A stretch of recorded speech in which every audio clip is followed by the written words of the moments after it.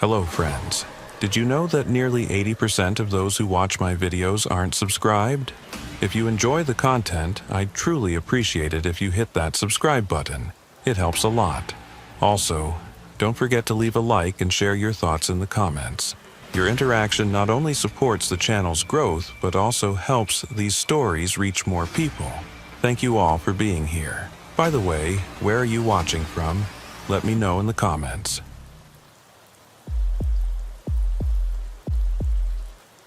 The desert doesn't care about you. That's the first thing they teach you when you start working the line. It doesn't matter if you're border patrol, if you're trying to cross, if you're lost or found or somewhere in between. The Sonoran Desert will take what it wants, and it won't ask permission first. My name's Rafe Montemayor, and I've been working Sector 9 for 2 years now. It's not the busiest stretch of the border, not like down in Nogales or over by El Paso, but we get our share of activity. Mostly small groups trying to cross at night. Sometimes smugglers running drugs or people. Occasionally someone who just got turned around and ended up on the wrong side of the fence without meaning to. Most nights it's routine. You patrol your sector, you check the cameras, you respond to sensor alerts. You go home when your shift ends and you try not to think too much about the things you see out there in the dark. Most nights. Tonight started normal enough. I was partnered with Clint Haverfield, a veteran agent with 12 years on the job. Clint's the kind of guy who doesn't say much, but when he does talk, you listen. He knows this desert better than anyone I've ever met. Knows where the trails are, where people hide, where the dangerous crossings are. He's saved more lives than he's ever arrested people, though he'd never admit it. We rolled out of the station just after midnight, taking one of the newer Chevy Tahoes out to the western part of our sector. The area's mostly empty desert, creosote bush, and cholla cactus stretching out as far as you can see in the daylight. At night, it's just darkness and the occasional glow of our headlights catching something reflective. A piece of trash, a marker, eyes of an animal watching us pass. The temperature had dropped to the low 50s, which sounds warm if you're not from here, but in the desert at night, that kind of cold settles into your bones. There's no moisture to hold the heat, so it just bleeds away into the sky, leaving everything sharp and brittle feeling. We were about 40 minutes into our patrol when Clint pulled over onto a dirt track that led up to a small rise. It's one of our regular observation points. Gives you a good view of about 3 miles of border fence and the approaches on the Mexican side.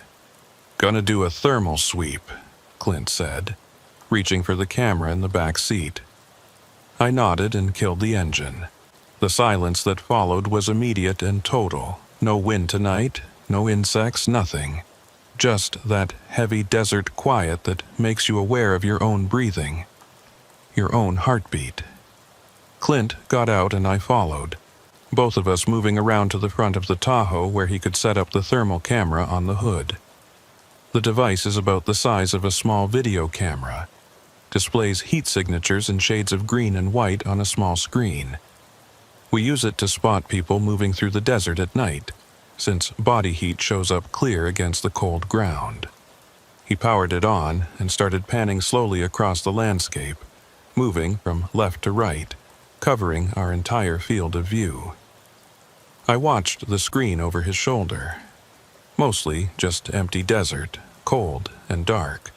A few small signatures that were probably rabbits or coyotes, nothing human-sized. "Quiet tonight," I said. "Give it time," Clint replied, not looking away from the screen. That's when I saw it. Just for a second in the far right edge of the display. A vertical heat signature, definitely human-sized, maybe 200 yards out. It was there, bright and clear, and then it was gone. "Wait," I said. "Go back. Right side, about 2 o'clock. Clint panned back, slower this time. We both stared at the screen. Nothing. Just cold desert. "I saw something," I said. "A person, I think. Standing out there." "Where exactly?" I pointed at the screen. Right about there. It was clear as day for maybe a second, then it just disappeared. Clint adjusted the focus, increased the gain on the camera. Still nothing. He lowered the camera and looked out at the desert with his naked eyes, then raised it again and scanned the area once more. "Equipment glitch, maybe," he said, but his voice had that careful tone he gets when something doesn't add up. "Yeah, maybe." We stood there for another few minutes, watching the screen, looking for any sign of movement. The desert remained empty, cold, and still. Finally, Clint packed up the camera and we got back in the Tahoe. As we pulled away from the observation point, our radio crackled to life. "All units, Sector 9. This is dispatch. Be advised we're getting some interference on the repeater tonight. If you experience communication difficulties, switch to Channel 7. Clint picked up the handset. "Dispatch, this is Haverfield. Copy that. Any idea what's causing the interference?" Static filled the cab for a moment, then the dispatcher's voice came back.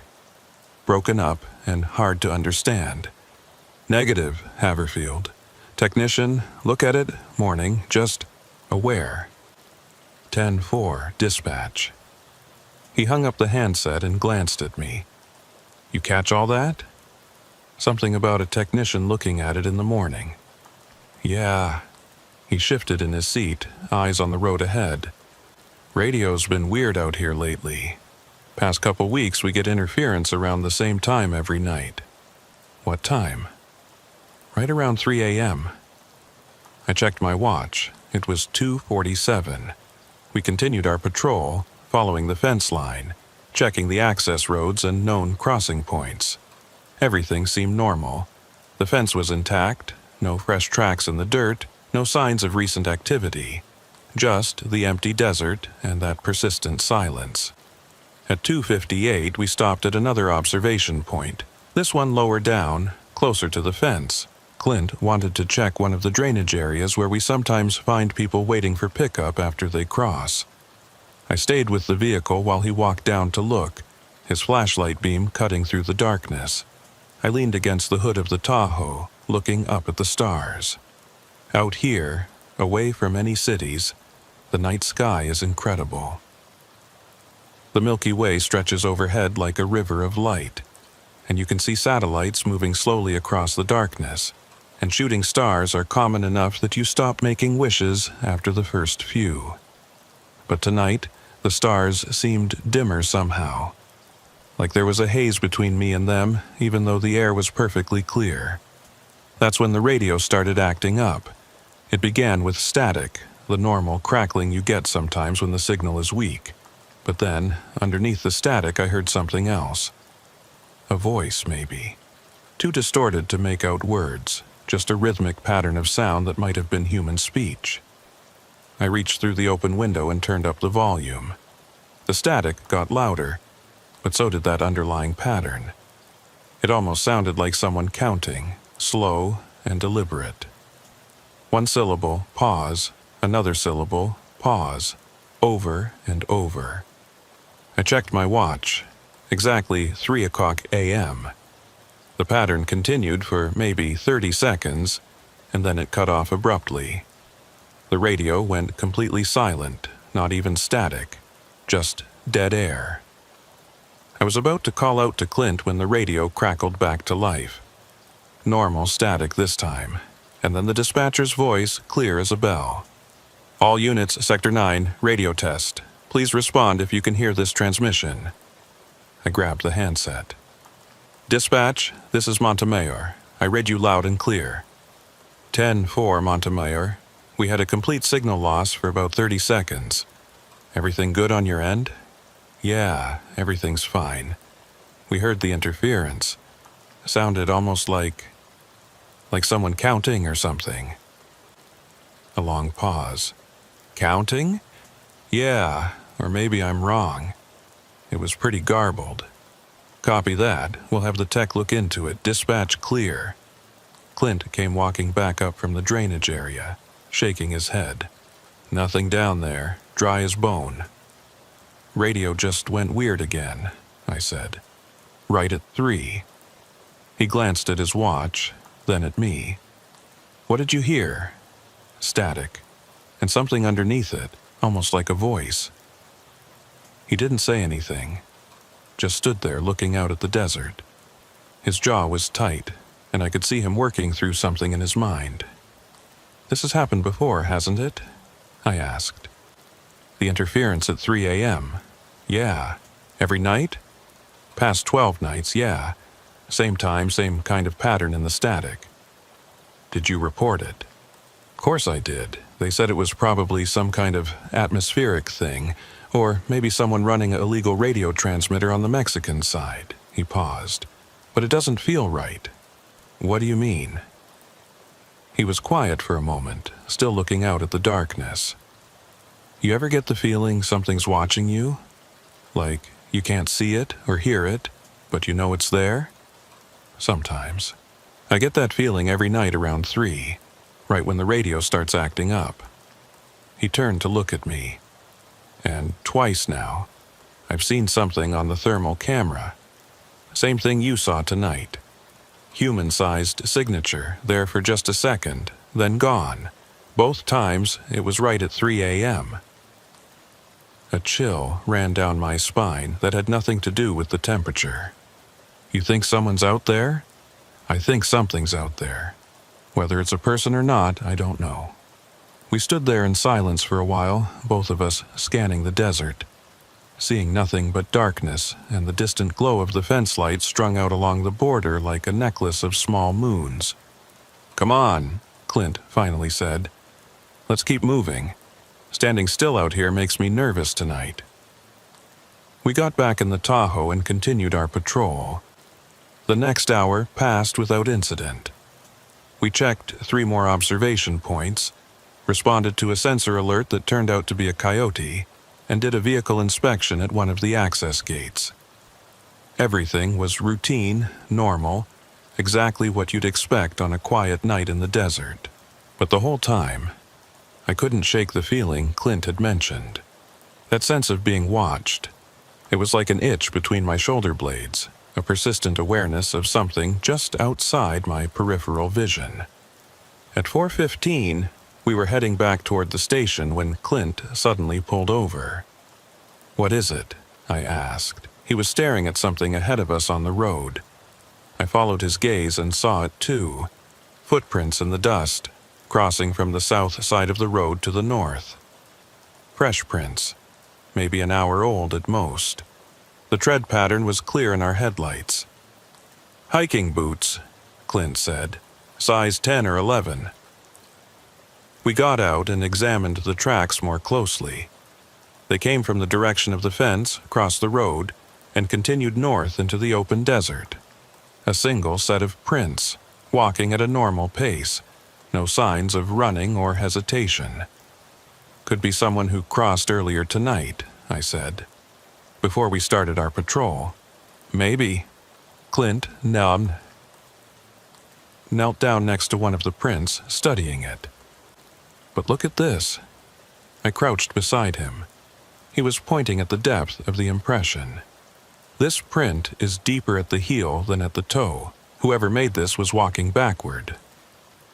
I looked at the line of tracks again. He was right. The person who made these prints had been walking backward, away from the fence, deeper into the desert. That doesn't make any sense, I said. No, it doesn't. We followed the tracks for about 50 yards. They continued in a straight line, perfectly evenly spaced, still backward. Then they just stopped. Not faded out, not scattered like the person had started running. They just ended, like whoever had been making them had simply ceased to exist mid-step. Clint and I stood there, looking at the last footprint, looking at the empty desert beyond it, trying to find some rational explanation for what we were seeing. Could be a hoax, I said, though I didn't believe it. Someone messing with us. Who? And why walk backward into the middle of nowhere just to mess with Border Patrol? He had a point. We were miles from any roads besides our patrol route, miles from any towns or settlements. There was no reason for anyone to be out here, and certainly no reason to walk backward into the desert until your footprints mysteriously ended. "We should call it in," I said. Clint nodded, but before he could reach for his radio, we both heard it. A sound, faint but distinct, coming from somewhere ahead of us in the darkness. It sounded like metal scraping against metal, like the border fence being cut. We both froze, listening. The sound came again, rhythmic and deliberate. Scrape, pause, scrape, pause. Clint pulled out his flashlight and pointed it in the direction of the sound. The beam cut through the darkness, illuminating creosote bushes and rocky ground, but no fence. We were too far north to see it from here.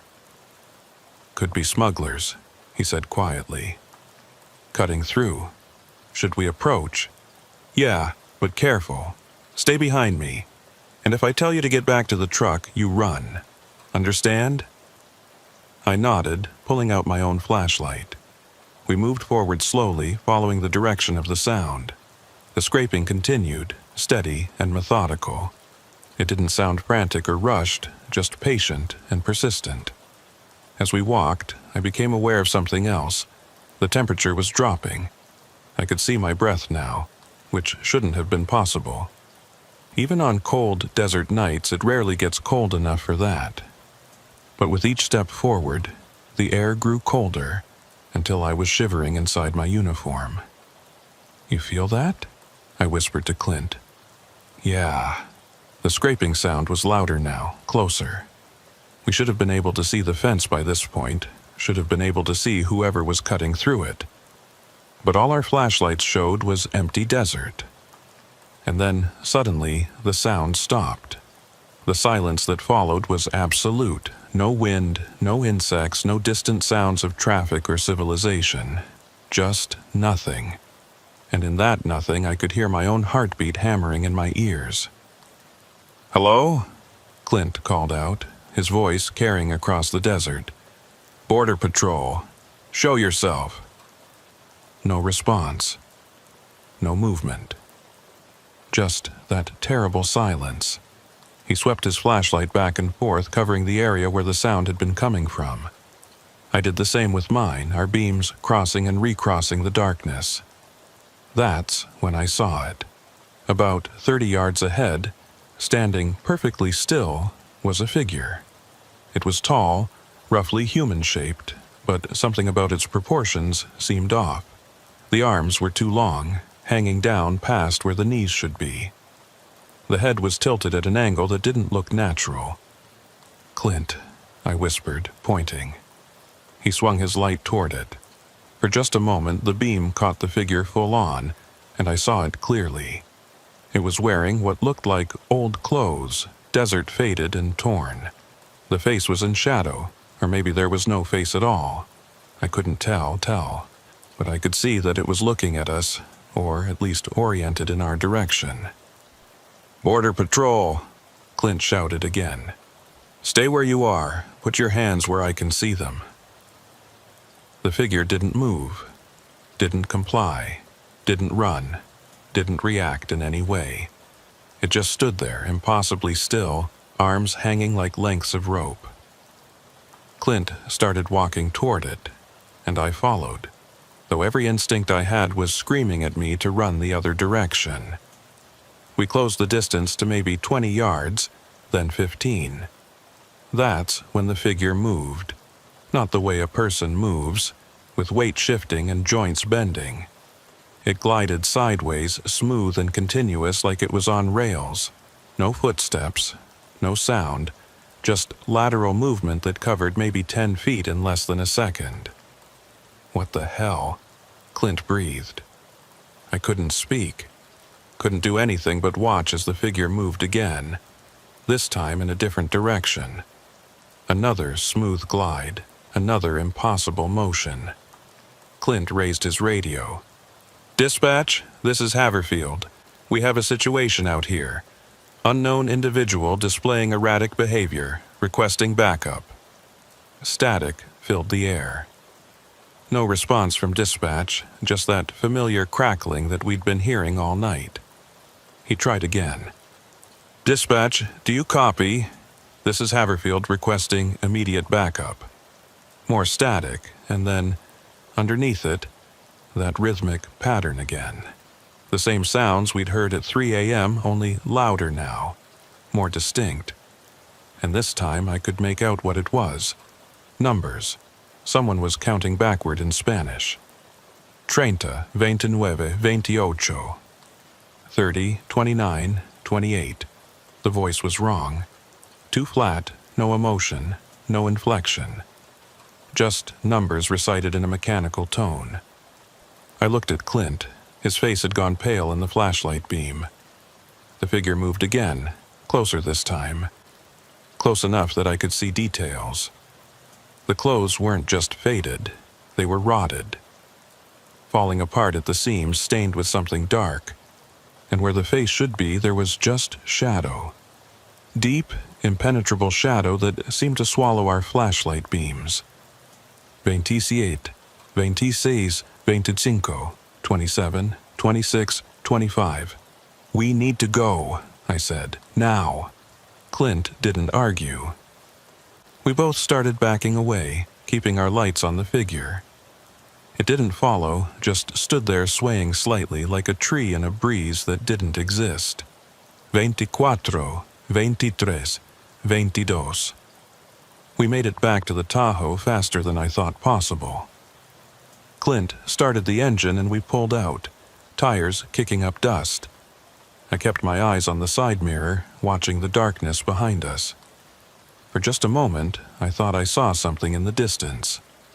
A tall shape, standing in the middle of the road, arms hanging at wrong angles. Then we rounded a curve, and it was gone. The radio crackled back to life. "Haverfield, this is dispatch. We copy your request for backup. What's your location?" Clint grabbed the handset. "Dispatch, we're heading back to station. Cancel that backup request." "Say again?" "You requested immediate assistance." "I know what I requested. Cancel it. Everything's under control. We'll file a report when we get back." 10-4, Haverfield. Dispatch clear. He hung up, and we drove in silence. Neither of us wanted to talk about what we'd just seen. Neither of us wanted to acknowledge it. When we got back to the station, we filed our reports. Clint wrote about the footprints and the sound we'd heard, but he left out the figure. I did the same. There are some things you can't put in an official report without sounding crazy, and a tall, shadow-faced thing gliding through the desert while a disembodied voice counts backward definitely fell into that category. Before we clocked out, Clint pulled me aside. "Listen," he said. "What we saw tonight, I know. I've been doing this job for 12 years and I've never seen anything like that. Never. Do you think it was real?" He looked at me for a long time before answering. "I think something's out there. And I think it wants us to know it's there. Why? I don't know. But Montemayor, if you're smart, you'll request a transfer. Get away from Sector 9. What about you? I've been here too long. Whatever that thing is, it knows me. I can feel it."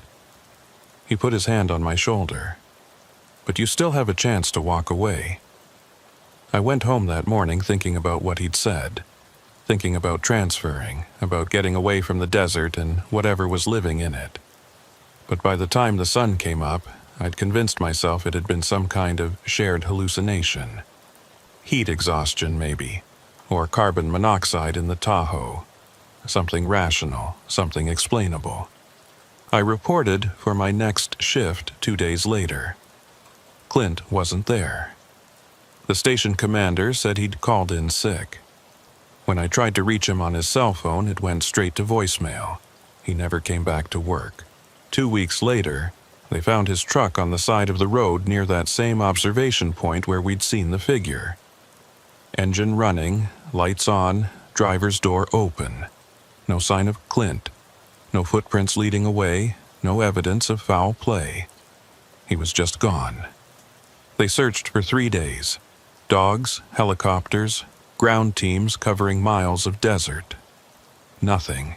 It was like he'd evaporated into the night air. I should have requested that transfer then. Should have gotten as far away from Sector 9 as possible. But I didn't.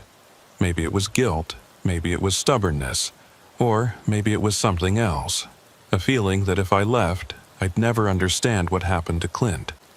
So I kept working the sector, kept doing the patrols, checking the cameras, responding to sensor alerts. And every night at 3 a.m. the radio started acting up. Static, and underneath it, that voice counting backward in Spanish. Sometimes I see things on the thermal camera, human-shaped signatures that disappear when I get close. Sometimes I find footprints that go backward and end in the middle of nowhere. Sometimes I hear metal scraping against metal, even though the fence is intact. And sometimes, late at night when I'm alone in the desert, I feel like I'm being watched. Like something is out there in the darkness, patient and persistent. Waiting. Waiting for what, I don't know. But I think about what Clint said. About how it knew him. About how it wanted us to know it was there. I think it's counting down to something. Getting closer with each passing night. Each set of backward footprints. Each impossible figure glimpsed in the thermal camera. 30, 29, 28. I don't know what happens when it reaches 0. I don't think I want to find out. But I have a feeling I'm going to, whether I want to or not. Because whatever's out there in Sector 9, whatever took Clint Haverfield and left nothing but an empty truck with its engine running, it's not done yet. And last night, when the radio started its static at 3 a.m., when that flat, mechanical voice began counting backward, I heard something new underneath the Spanish. My name. Rafe. Just once. Barely audible beneath the numbers, but clear enough. Rafe. The thing in the desert knows who I am now. And I think that means my time is running out.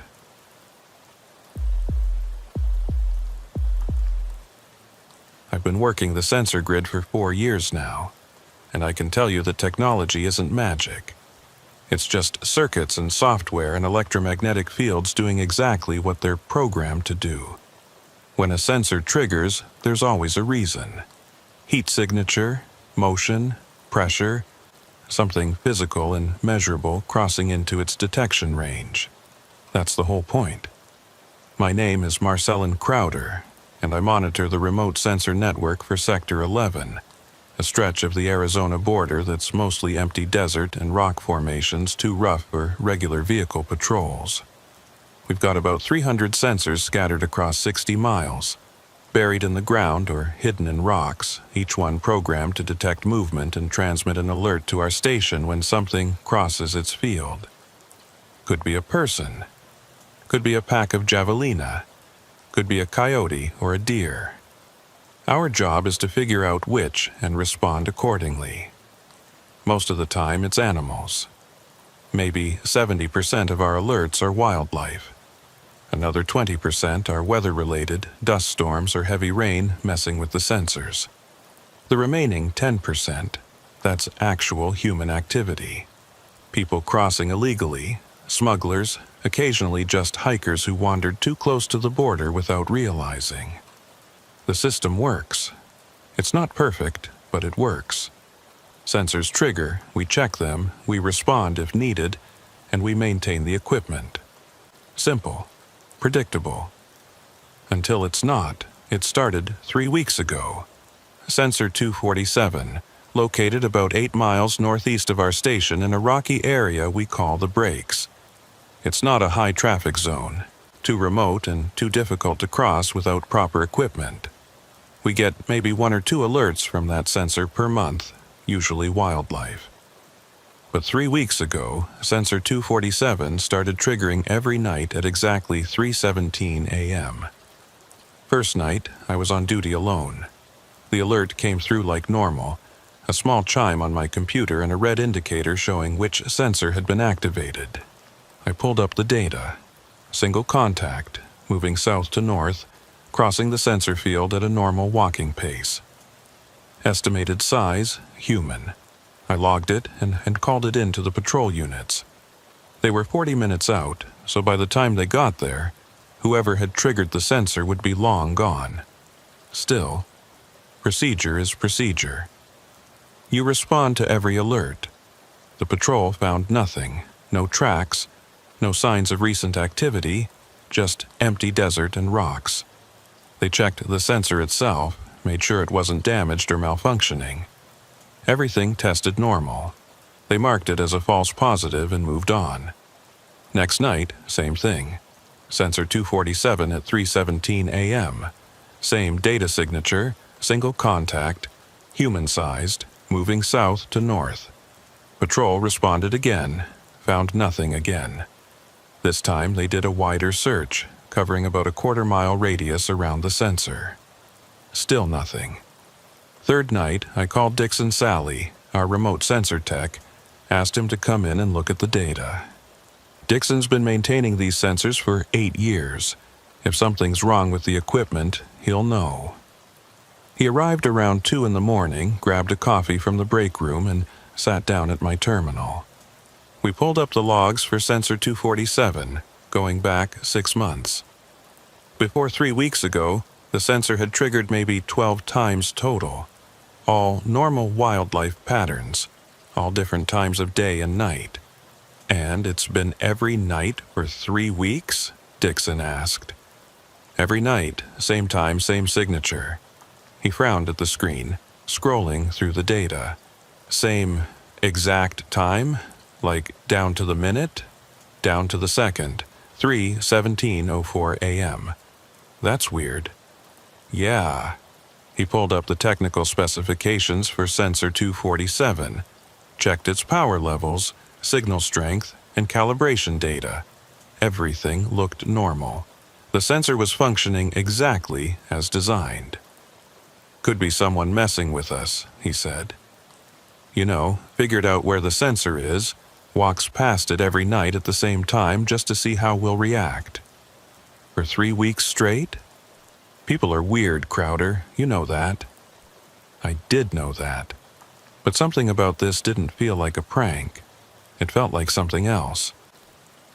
At 3:17 a.m., right on schedule, the alert came through. Dixon and I both watched the data populate on screen. Single contact, human-sized, south to north, walking pace, identical to every other night. Okay, Dixon said, standing up. I'm going out there. I want to see this for myself. Now? Why not?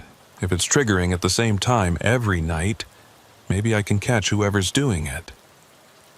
I wanted to tell him that was a bad idea. Wanted to say that going out to the breaks alone at 3 in the morning to confront an unknown contact wasn't smart. But Dixon was his own person, and besides, he was probably right. It was probably just someone messing with us. I'm coming with you, I said. We took one of the utility trucks, loaded with the sensor equipment and repair tools in case we needed them. The drive out to the breaks took about 25 minutes, rough dirt roads that turned to barely there tracks as you got deeper into the desert. The sensor was planted in a small wash between 2 rock formations. It's a natural corridor, the kind of place people use to move through difficult terrain. The sensor itself was buried about 6 inches down, covered with dirt and rocks to camouflage it.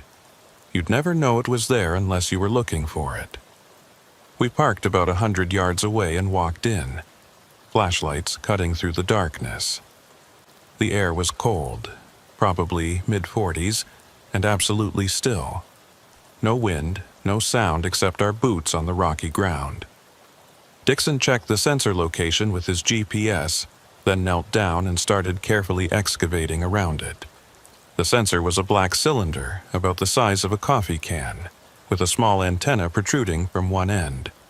He pulled out a diagnostic tool and connected it to the sensor's access port. Signal's clean, he said, reading the display. Batteries at 87%. Calibration is within normal parameters. This thing is working perfectly. So, why is it triggering every night? because something's walking past it every night. He stood up, shining his flashlight around the wash. Let's look for tracks. We searched the area methodically, covering the wash and both approaches. The ground was mostly rock and hardpan, not great for leaving prints. But after about 15 minutes I found something. Over here, I called. Dixon came over and looked where I was pointing. There, in a small patch of soft dirt at the edge of the wash, were footprints. Boot prints. Looked like hiking boots or work boots, size 10 or 11. They were fresh, couldn't have been more than a few hours old. We followed them. The prints led north through the wash, exactly following the sensor's detection path. They were evenly spaced, normal walking stride. Whoever made them had been moving at a steady pace, not running or hesitating. About 50 yards from the sensor, the prints reached another patch of soft ground. We could see them clearly in our flashlights, each impression detailed enough to make out the tread pattern. And then they just stopped. Not faded out, not turned off onto rockier ground. The prints ended mid-stride, like whoever had been walking had simply ceased to exist between one step and the next. The left boot print was clear and deep. Where the right boot should have landed, there was nothing. Just undisturbed dirt. Dixon and I stood there, looking at that impossible ending, trying to make sense of it. Could the wind have filled in the rest? I asked, knowing it was a stupid question even as I said it. There was no wind, and besides, you can tell the difference between a print that's been erased and ground that's never been disturbed. No, Dixon said quietly. Look at this. He was kneeling by the last print, running his fingers along the edge. This is fresh. Maybe an hour old, maybe less. And the ground past it hasn't been touched. No scuff marks, no partial prints, nothing. I pulled out my phone and took pictures. The prints leading up to that final spot, the last clear impression, and the empty ground beyond. Evidence of something impossible. What do you think happened? I asked. Dixon stood up, brushing dirt off his hands. His face in the flashlight beam looked troubled. I think we should get back to the truck. But, now, Crowder, I don't like this. We walked back to the truck quickly, both of us keeping our flashlights moving, scanning the darkness around us. The desert had felt empty when we arrived. Now it felt crowded, like there were things watching us from behind the rocks, things we couldn't see but could somehow sense. We got in the truck and Dixon started the engine immediately, not bothering with his usual pre-drive checklist. As we pulled away from the brakes, I looked back through the rear window. For just a moment, I thought I saw something standing in the wash where we'd found the prints. A tall figure, motionless, watching us leave. I blinked and it was gone. When we got back to the station, Dixon downloaded the diagnostic data from the sensor and spent an hour going through it line by line. I made fresh coffee and tried not to think about those footprints ending in mid-air. Tried not to think about that shape I'd seen in the wash. The sensor's fine, Dixon finally said, closing his laptop. It's detecting exactly what it's supposed to detect. Something human-sized walking past at 3:17 a.m. But the footprints, I know. He rubbed his eyes. I know. And I don't have an explanation for that. But the sensor is doing its job. Whatever's triggering it, it's real. It's physical. It has mass and heat signature and it moves through space like anything else. So what do? We keep monitoring, document everything. And maybe we get some backup next time before we go out there at night. I agreed with that plan.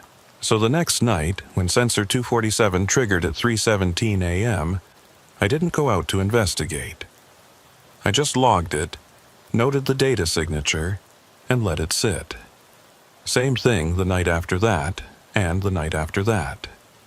But on the sixth night, something changed.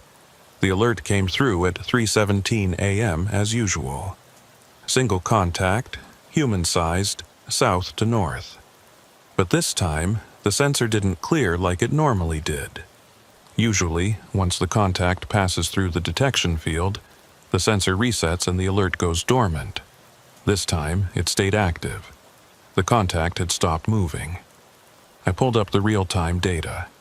The heat signature was stationary, positioned right at the center of the sensor's field, like whoever or whatever it was had walked to that exact spot and just stood there. I watched the screen for 10 minutes. No movement. The signature remained steady, not even the normal small movements you get from a person breathing or shifting their weight. Just perfectly still. I called Dixon. He was off duty, at home, but he answered on the second ring. "It's stopped moving," I said. "The contact, it's just standing there." "How long?" 10 minutes so far." Silence on the other end. Then, "I'm coming in. Don't do anything until I get there." He arrived 30 minutes later with Tova Burnell, one of our field medics. Tova's trained in wilderness medicine, and she's been on enough remote calls to know how to handle herself in difficult situations. If we were going back out to the breaks, having a medic along seemed smart. The three of us sat at my terminal, watching the sensor data. The contact was still there, still motionless. It had been standing in the same spot for almost an hour now. "Maybe it's injured," Tova suggested. "Someone who collapsed or got hurt and can't move." "For an hour without falling over?" Dixon shook his head. "You'd see movement, swaying at least. This thing is dead still." "Then what is it?" None of us had an answer to that. At 4:00 a.m., we decided to go out there. The contact was still stationary, and if there was even a chance it was a person in medical distress, we had a duty to respond. Tova loaded her medical kit into the truck while Dixon grabbed extra batteries for the flashlights and his diagnostic equipment. The drive out felt longer this time. Maybe because we knew something was out there, waiting. Maybe because the darkness felt heavier, more oppressive. The headlights cut through the night but didn't seem to illuminate much, like the light was being swallowed by the desert. We parked in the same spot as before and approached the wash on foot. 3 flashlight beams sweeping through the darkness, looking for the stationary contact that had been standing there for over an hour. The wash was empty. We walked to the sensor location, checked the exact coordinates where the data said the contact should be. Nothing. No person, no animal, no anything. Just rocks and dirt and that persistent desert silence. Dixon pulled out his diagnostic tool and checked the sensor. Still active, still registering a heat signature at these exact coordinates. "It says there's something right here," he said, tapping the screen. "Right where we're standing." Tova swept the area with her flashlight again. "I don't see anything." "Neither do I," I said. "But the sensor does." We spread out, searching the immediate area, looking for any sign of what might be triggering the sensor, what might have been standing here for the past hour. Tova found the footprints first. "Over here," she called. They were in the same patch of soft ground as before. Fresh boot prints, same tread pattern, same size. They came from the south, walked to the center of the wash, and stopped. But this time there were more of them. Lots more. The prints overlapped each other like whoever had made them had walked to this spot multiple times. Dozens of times, maybe more. All leading to the same endpoint, all stopping at the same place. Layer upon layer of footprints. Some so fresh you could see individual pebbles in the tread marks, others older and partially worn away. "How many times has it been here?" Tova asked, her voice barely above a whisper. 3 weeks, I said, every night for 3 weeks. Dixon was at the edge of the print cluster, kneeling down. "Look at this." We joined him. He was pointing at one of the clearest prints, a perfect impression of a right boot, but something was wrong with it. The print was too deep at the heel, and the toe barely made an impression.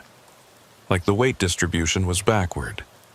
"They're all like that," he said. moving his flashlight from print to print. Every single one. Whoever's making these is walking backward. I thought about the first night, when we'd found the prints ending mid-stride. I'd assumed we were looking at someone walking north, away from the border. But if they were walking backward, that meant they were facing south, looking back toward Mexico while walking deeper into the United States. Why would someone walk backward through the desert? Tova asked. To watch something, Dixon said. To keep an eye on something behind them. Or to make sure something doesn't follow them, I added. We all looked back toward the south, toward Mexico, toward whatever these backward prints might be fleeing from. The desert looked the same as always. Empty, dark, silent. But now it felt different. Felt like there might be something out there in that darkness. Something worth walking backward to keep in sight. The sensor data on Dixon's tool suddenly changed. The contact was moving again. Not north like before, but east, parallel to the border. We could see it on the screen, the heat signature sliding across the grid at a walking pace. It's leaving, Dixon said. We tracked it on the screen, watching it move out of Sensor 247's range and into the coverage area of Sensor 251, about half a mile east.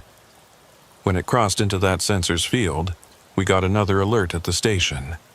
I could see it pop up on my phone, the automated notification that Sensor 251 had been triggered. The signature continued east, moving from sensor to sensor, 2M51, then 2M55, then 262, each one triggering in sequence as the contact passed through. We stood there in the wash, watching it progress on the screen. This invisible thing walking through the desert, detectable only by our buried sensors. At 4:17 a.m., exactly 1 hour after it had first appeared, the contact vanished. It was in the middle of Sensor 266's detection field one moment, and then it was just gone. The sensor cleared, the alert went dormant, and our screens showed nothing but empty desert. We drove back to the station in silence. None of us wanted to talk about what we'd seen, or rather what we hadn't seen. Physical evidence of something walking through the desert, something that showed up on sensors and left footprints, but that remained completely invisible to the human eye. Over the next week, I documented everything. The exact time of each alert, the pattern of movement, the sensor data. Every night at 3:17 a.m., the contact appeared at Sensor 247. Every night it stood there for varying amounts of time, sometimes minutes, sometimes hours. And then it would move, always east, always following the same route through our sensor grid, until it disappeared exactly 1 hour after it first appeared. The footprints accumulated. Each night left new layers in that same patch of soft ground, all backward, all leading to the same spot. I took measurements, made plaster casts, photographed them from every angle. The prints were real, physical, undeniable. Something was out there. Dixon researched the area looking for any history that might explain what we were experiencing. He found some interesting things. The breaks used to be a crossing point back in the 80s and 90s before we had the sensor grid. It was known for being dangerous. Lots of people died out there from exposure or dehydration. There were stories of border crossers getting lost in the rocks, wandering in circles until they collapsed. One story in particular caught his attention. In 1987, a group of 6 people had attempted to cross through the breaks at night. Only 5 made it. The 6th, a man named Rigoberto Salazar, had become separated from the group. They'd searched for him for hours, but eventually had to keep moving or risk dying themselves. His body was never found. The survivor accounts all mentioned the same detail. They said Rigoberto had been walking backward for the last part of their journey. He'd insisted on watching their back trail, said he felt like something was following them. The others thought he was being paranoid, suffering from heat stroke maybe. but he wouldn't turn around, wouldn't stop watching whatever he thought was behind them. And then, sometime during the night, he disappeared. One moment he was there, walking backward, keeping watch. The next moment he was gone. The group had been in rough terrain, lots of rocks and washes. They'd assumed he'd fallen or gotten separated in the darkness, but they never found him, never heard him call out, never found any sign of what had happened to him. Dixon showed me the records, the old Border Patrol reports and witness statements. Rigoberto Salazar, missing since October 1987, last seen walking backward through the breaks, watching for something the others couldn't see. I pulled up our sensor data. October 1987 was 37 years ago. Our sensor grid had only been installed 4 years ago. But I wondered, if we'd had sensors back then, if they would have detected something walking through the breaks every night at 3:17 a.m. Something human-sized, moving south to north, leaving backward footprints that ended in mid-stride. "You think it's him?" I asked Dixon. "You think it's Salazar, still out there, still walking?" "I think something's out there. Whether it's him or something else, I don't know." 3 nights ago, I decided to do something stupid. I went out to the breaks alone, timed to arrive at 3:17 a.m., to be there when the contact appeared. I wanted to see it for myself, whatever it was. Wanted to understand. I parked the truck and walked to the wash, carrying just a flashlight and my phone with the sensor app open. The desert was quiet, cold, empty. I stood at the spot where all those footprints accumulated, where the backward tracks ended, and I waited. At 3:17:04 a.m., my phone chimed. Sensor 247 active. Contact detected. I was standing right in the sensor field. If there was something here, I should be able to see it, hear it, feel it. But there was nothing. Just me and the darkness and that cold desert air. I looked down at my phone. The sensor data showed 2 signatures. One was me, standing still, watching my screen. The other was right next to me, so close we were almost overlapping on the grid. Something was standing next to me. I could feel it now, a presence I hadn't noticed before. A cold spot in the air to my left, colder than the surrounding night. I turned slowly, shining my flashlight toward it. Nothing. Empty air. But the cold was real, and the sensor didn't lie. Something was there. "Hello?" I said quietly, feeling ridiculous for talking to empty air. The cold spot moved. I could track it by the temperature change, by the way my breath suddenly became visible in a space where it hadn't been a moment before. It was circling me slowly, staying just at the edge of my flashlight beam. I stood perfectly still, letting it move, trying not to panic. On my phone, I could see the second signature moving around mine, close but not touching, like it was examining me, trying to decide what I was, and then it stopped directly in front of me. I raised my flashlight, pointed it at where the signature should be. For just a moment, less than a second, I saw something. Not a clear image, more like a distortion in the air, like heat waves rising from the pavement. The shape was roughly human, tall and thin, with arms that hung too long. Then it was gone, and the cold spot with it. The sensor data showed the contact moving east, heading for sensor 251, continuing its nightly route. I stood there shaking, not from the cold, but from the realization of what I'd seen, or almost seen. Something was walking through our sensor grid every night. Something that had been walking the same route for 3 weeks, maybe longer, maybe 37 years. Something that left footprints and triggered sensors and existed just at the edge of what our technology could detect. I drove back to the station and wrote up my report. I included everything: the footprints, the sensor data, the historical research about Rigoberto Salazar, what I'd experienced that night. I sent it to our sector chief, recommended that we do a more thorough investigation, maybe bring in some experts to analyze the phenomenon. The response came back the next day. My report had been filed under equipment malfunction, and the recommendation was to replace sensor 247. Dixon was scheduled to go out and swap it for a new unit.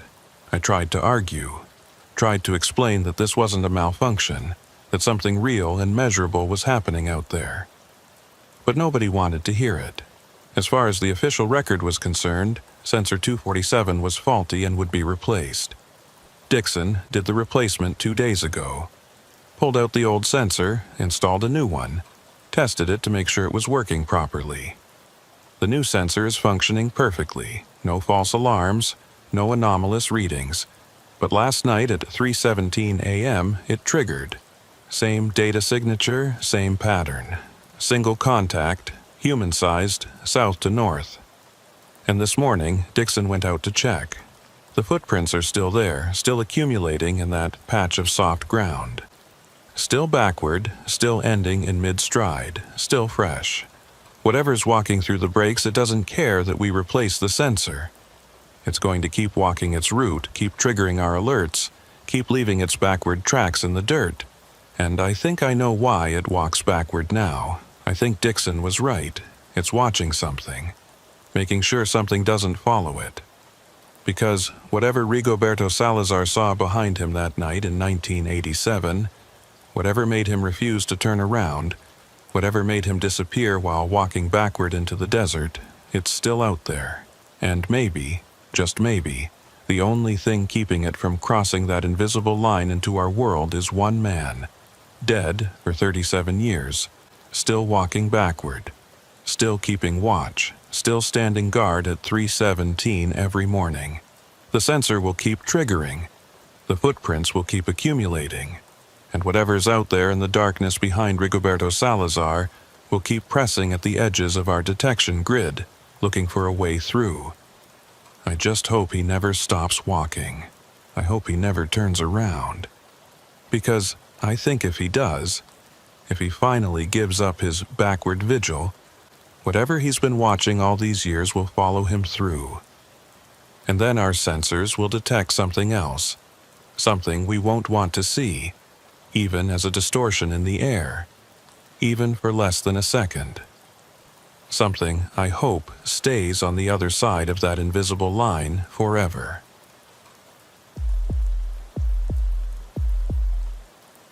There are places along the border that don't feel right. You can't explain it to someone who hasn't been there. Can't make them understand that certain stretches of fence or certain patches of desert just feel wrong in a way that has nothing to do with danger or difficulty. It's deeper than that, more primitive. Like some part of your brain that's older than language is screaming at you to leave, to get away, to not look back. Devil's Canyon is one of those places. My name is Lane Kitteridge, and I've been working Border Patrol for 6 years, the last 3 in Sector 14, which includes a 10-mile stretch of some of the roughest terrain in southern New Mexico. Most of it is accessible only on foot or by ATV, lots of rocky desert, dry washes, and one significant geographic feature, Devil's Canyon. The canyon runs roughly north-south, cutting across the border about halfway through our sector. It's not particularly wide, maybe 100 feet across at the rim, but it's deep, drops down about 200 feet in some places. The bottom is rocky and dry most of the year, with occasional pools of standing water after heavy rains. Steep walls on both sides, mostly smooth rock with a few outcroppings and ledges. It's a natural corridor for people trying to cross. The canyon provides shelter from the sun during the day, concealment from aerial surveillance, and a clear path north that's easier to navigate than the open desert. We patrol it regular, usually once per shift, checking for signs of activity. The canyon has a reputation, though. The older agents, the ones who've been working this sector for 10 or 15 years, they don't like going down there. They'll check the rim, scan it with binoculars, maybe do a vehicle patrol along the top edge. but they won't descend into the canyon itself unless they absolutely have to. When I asked why, I got vague answers. Bad acoustics, one guy said. Sound does weird things down there. Another told me it was just an unpleasant place, lots of sharp rocks, easy to roll an ankle, not worth the risk unless you're tracking someone specific. But I could see it in their eyes. They were spooked by something they didn't want to talk about. I'd been in Devil's Canyon maybe a dozen times during my first year in Sector 14. Never had any problems, never experienced anything unusual. It was just a canyon, dry and rocky and hot during the day, cold and dark at night. The acoustics were strange, yeah. Sounds echoed in odd ways, sometimes seeming to come from the wrong direction. But that was just geology, the way the rock formations reflected sound waves. Nothing supernatural about it. Then I heard the voice. It was a Tuesday night in late September, about 3 weeks ago. I was paired with Reese Tatlow, who handles communications for our sector. Reese is good at her job, knows the radio systems inside and out, can usually find a signal even in the dead zones where the terrain blocks normal transmission. We were doing a routine patrol of the canyon rim, checking for fresh tracks or any signs of recent crossings. It was around midnight. Temperature had dropped to the low 60s, and there was no moon. Just darkness and stars and the black void of the canyon dropping away to our right. We'd been driving for about 20 minutes when Reese suddenly told me to stop. "You hear that?" she asked. I killed the engine and we both sat there listening. At first, I didn't hear anything except the normal desert night sounds. Some distant coyotes, the faint rustle of wind through the sparse vegetation. Then I heard it. A voice, faint, coming from somewhere down in the canyon. It sounded like someone calling out, but I couldn't make out the words. Just the cadence of human speech, rising and falling, echoing off the rock walls. "Someone's down there," Reese said, already reaching for her radio. I grabbed my flashlight and got out of the Jeep, walking to the edge of the canyon. The beam cut down into the darkness, illuminating the upper section of the rock wall but not reaching the bottom. The voice continued, clearer now. It sounded like a man, calling for help. "Ayúdame." The voice echoed up from the depths. "Por favor, ayúdame. Help me. Please help me." "Border Patrol," I shouted down into the canyon. "Where are you? Can you see my light?" The voice stopped. Silence for maybe 10 seconds. Then it came again. Same words, same tone, same rhythm. "Ayúdame, por favor, ayúdame." I looked at Reese. She was on the radio, calling it in, requesting backup. "We've got a possible distressed person in Devil's Canyon," she said, requesting additional units and medical support. The response came back broken and staticky. We were in one of those dead zones Reese had mentioned, where the terrain interfered with transmission. She tried again, switching channels, boosting the power. Same result. Too much static, too much interference. "We need to go down there," I said. "Easy. If someone's injured, we can't wait for backup." Reese nodded, though I could see the hesitation in her eyes. We both knew the stories, both knew about the older agents who refused to descend into the canyon. But we also both knew our job. If someone was down there calling for help, we had a duty to respond. We geared up with flashlights, first aid kit, water, and rope in case we needed to do any climbing. The descent into Devil's Canyon wasn't technically difficult, just steep. There's a trail of sorts, really more of a game trail, that switchbacks down the western wall. It takes about 20 minutes to reach the bottom if you're careful. As we descended, the voice continued. Always the same words, the same rhythm. "Ayúdame, por favor, ayúdame." It seemed to be coming from somewhere ahead of us, deeper in the canyon. The echo made it hard to pinpoint exactly where, but it was definitely south of our position, maybe a quarter-mile down canyon. "That's weird," Reese said as we reached the canyon floor. "He's not varying what he's saying, just the same phrase over and over." She was right. Most people in distress don't repeat the exact same words in the exact same tone. They vary their calls, try different languages if they're bilingual, change volume and emphasis. This was like listening to a recording, perfectly consistent. "Maybe he's delirious," I suggested. "Dehydrated, injured." Sometimes people get stuck in verbal loops when they're in shock. "Maybe." We moved south along the canyon floor, our flashlights playing across the rocks and the narrow strip of ground between the walls. The voice continued ahead of us, always at the same distance, never getting closer or farther away despite our movement. After about 10 minutes of walking, Reese stopped. "Lane, I don't think we're getting any closer." "I know. It's the acoustics. Sound is bouncing around, making it hard to judge distance." "No, I mean, we should be right on top of whoever's calling out by now. We've covered at least a quarter mile, but it still sounds the same distance away." I listened. She was right. The voice had the same quality, the same volume as when we'd first heard it from the rim. We should have either found the source by now or heard it getting louder as we approached. "Border Patrol," I called out again. "We're coming to help you. Can you hear me? Can you see our lights?" The voice responded immediately. "Ayúdame. Por favor. Ayúdame." Same words, same tone, same everything. A cold feeling settled into my stomach. "Let's keep moving," I said. "Maybe he's farther than we think." We continued south, following the voice. The canyon walls rose on either side of us, dark stone that swallowed our flashlight beams. Above, the strip of sky visible between the rims was thick with stars, but they gave no light. Down here, it was just us and our lights and that voice calling from the darkness. 20 minutes later, we still hadn't found the source.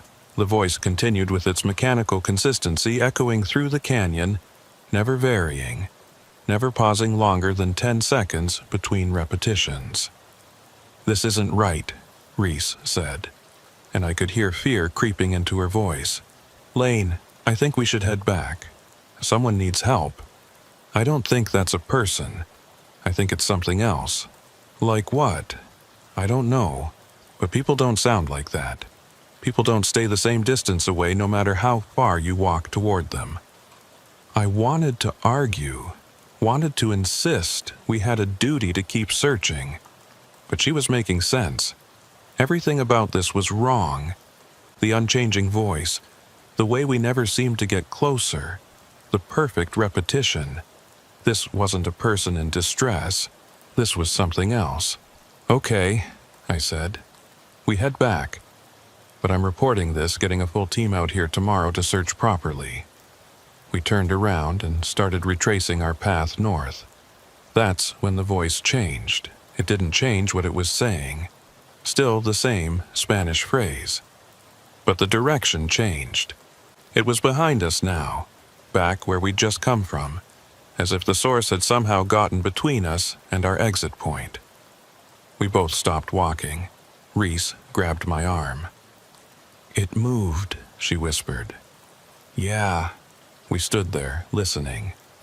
The voice continued from behind us, north of our position. "Ayúdame, por favor, ayúdame." Slowly, I turned my flashlight to shine back the way we'd come. The beam illuminated the rocky floor, the canyon walls, empty space. No person, no source for the voice. "Let's move," I said. "Fast." We started walking quickly north, back toward the trail that would take us up to the rim. The voice stayed behind us, maintaining its distance, still calling out in that same mechanical rhythm. As we walked, I noticed something else. The canyon felt different. I couldn't explain how, couldn't point to any specific change, but something was wrong. The walls seemed closer maybe, or the ground less even. Details I didn't remember from our descent. "Reese, are these the same rocks we passed on the way down?" She shone her light around. "I don't know. I wasn't paying attention to landmarks." "I don't remember that formation," I said, pointing at a large boulder that sat in the middle of the canyon floor. It was roughly cubic, maybe 6 feet on each side, dark stone that looked different from the surrounding rock. "Neither do I, but maybe it was just dark, maybe we missed it." We circled around the boulder and kept walking. Behind us, the voice continued. "Ayúdame. Por favor, ayúdame." 5 minutes later, we found another boulder. Same size, same shape, same dark stone. It was positioned in almost the exact center of the canyon floor, just like the first one. "That's the same rock," Reese said. "Can't be. We've been walking north the whole time. We haven't turned around." "Then explain why we're seeing the same boulder twice." I couldn't, unless we'd somehow gotten turned around in the darkness, walked in a circle without realizing it. But I had my compass, had been checking our heading regularly. We were moving north, toward the rim, toward our exit point. Except we weren't getting any closer to the trail. "We need to climb out," I said, looking at the canyon walls. They were steep, but not impossible. If we couldn't find the trail, we could make our own way up. "Are you serious? Those walls are nearly vertical. And we have rope. We can do this, Reese. We just need to get to the rim." She looked up at the towering rock walls, then back at me. Okay, let's try." We moved to the western wall and started looking for a route. The rock was sandstone, layered and fractured, with enough handholds and ledges to make climbing feasible. I tied the rope around my waist and started up, testing each hold before committing my weight to it. I made it about 20 feet before the Jeep's lights went out. Not a gradual dimming or flickering, just instant darkness. One moment I could see our vehicle up on the rim, headlights illuminating the opposite wall. The next moment, nothing. "Lane," Reese called from below. "I see it, just hold on." I climbed back down, trying to stay calm, trying not to think about what it meant that our vehicle's lights had just died for no reason.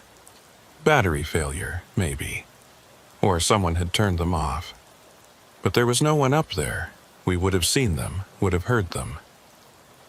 When I reached the canyon floor, Reese was already on her radio trying to raise anyone on any frequency. All she got was static. "We need to move," I said. "Now. Forget finding the trail, forget climbing.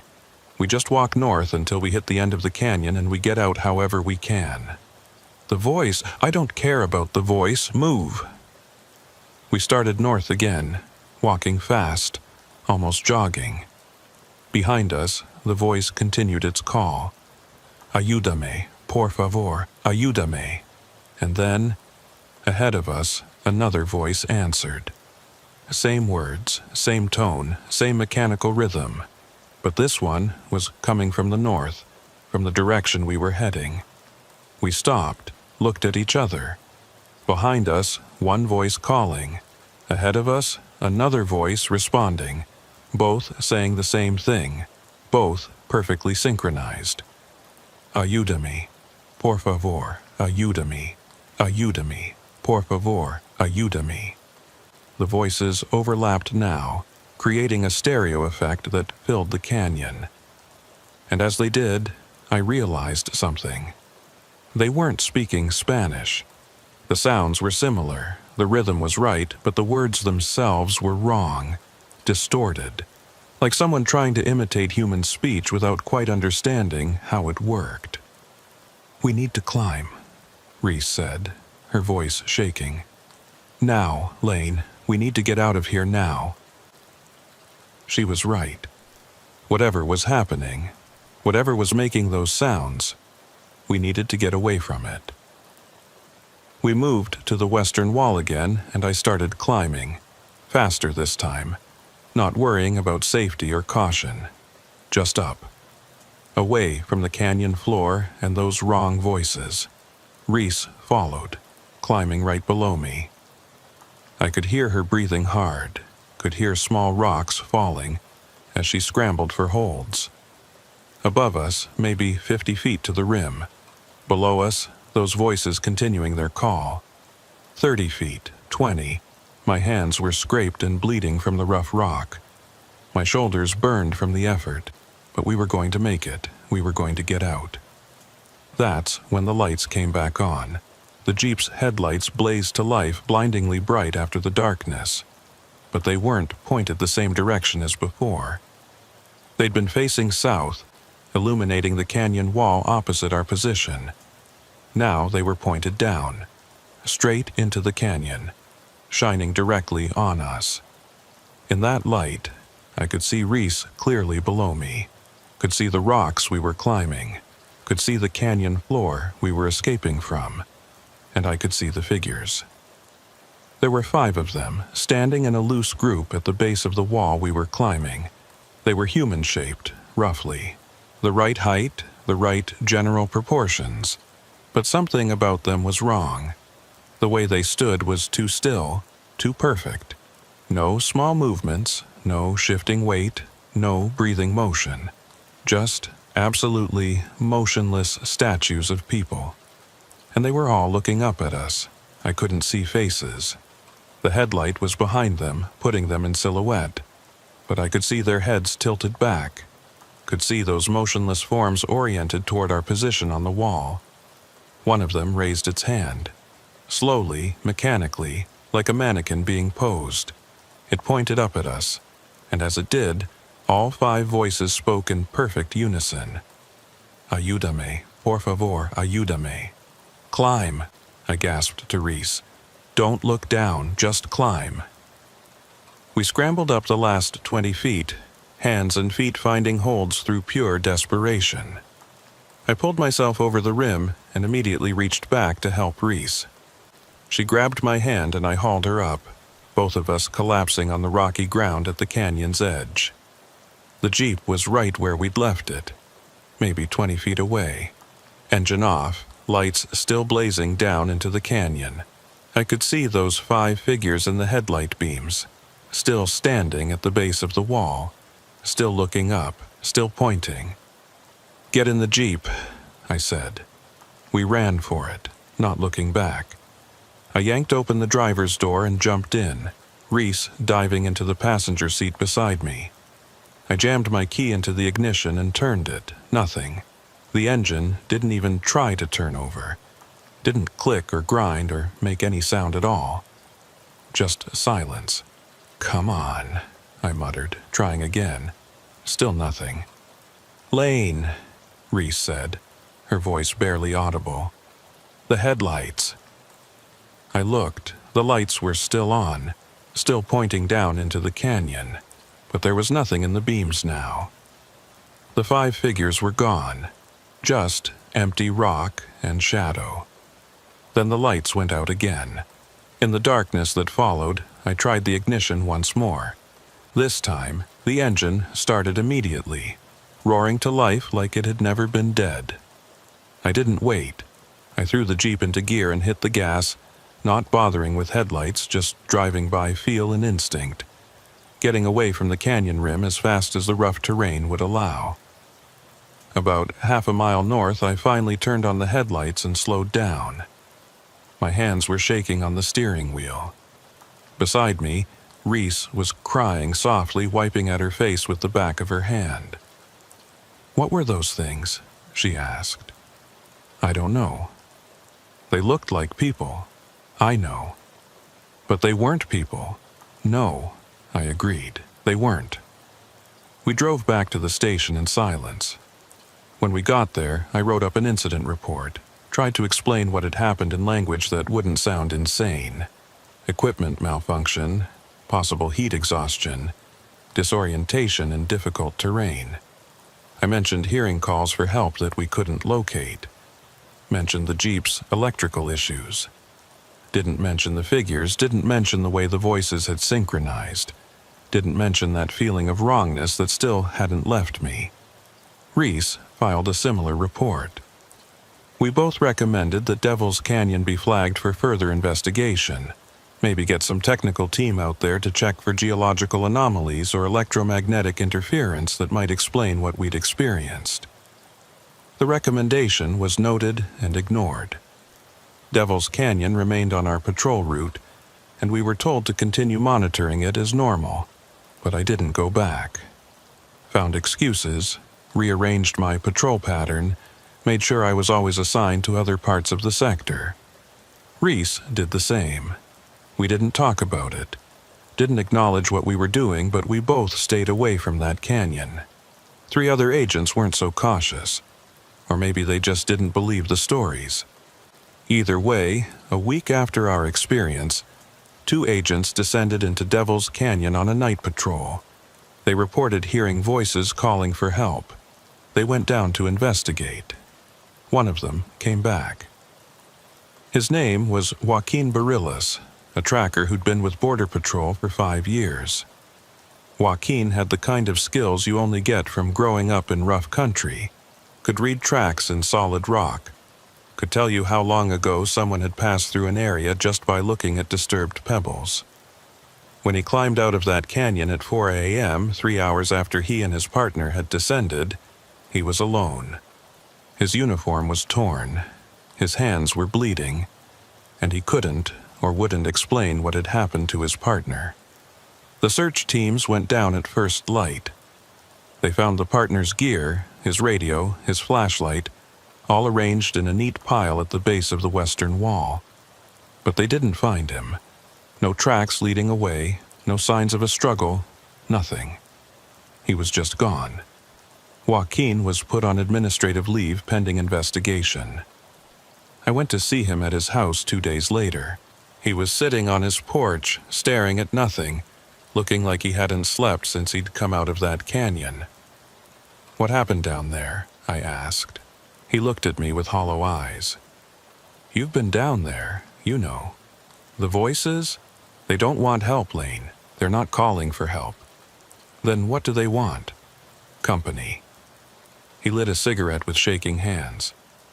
"They want company. They're lonely down there in the dark. What are they? I don't know. People, maybe. People who went into that canyon and never came out. People who got lost in the dark and the echo and the wrong angles. People who are still walking down there, still calling out, still looking for someone to show them the way. Your partner, don't." His voice was sharp. "Don't ask me about him. I don't want to talk about what I saw." But later, after a few more cigarettes and a lot of silence, he told me anyway. He said that they'd descended into the canyon following the same voice we'd heard. Same words, same mechanical rhythm. They'd walked for what felt like hours, never getting closer, the canyon somehow always leading them deeper. And then the lights on their Jeep had gone out. In the darkness that followed, his partner had started talking. Not to Joaquin, but to the voices, responding to them like they were having a conversation. Joaquin had tried to stop him, tried to get him to focus on finding their way out, but his partner wouldn't listen. He kept responding to the voices, kept trying to locate them. And then he'd said he saw something, a light in the distance down at the far southern end of the canyon. He was going to check it out, he'd said, going to see if that was where the voices were coming from. Joaquin had told him to wait, to stay together, but his partner had walked into the darkness, following that light. And the last thing Joaquin heard from him was his voice, joining with the others in the canyon. "Ayúdame. Por favor. Ayúdame." Same words, same tone, same mechanical rhythm. Joaquin had run then.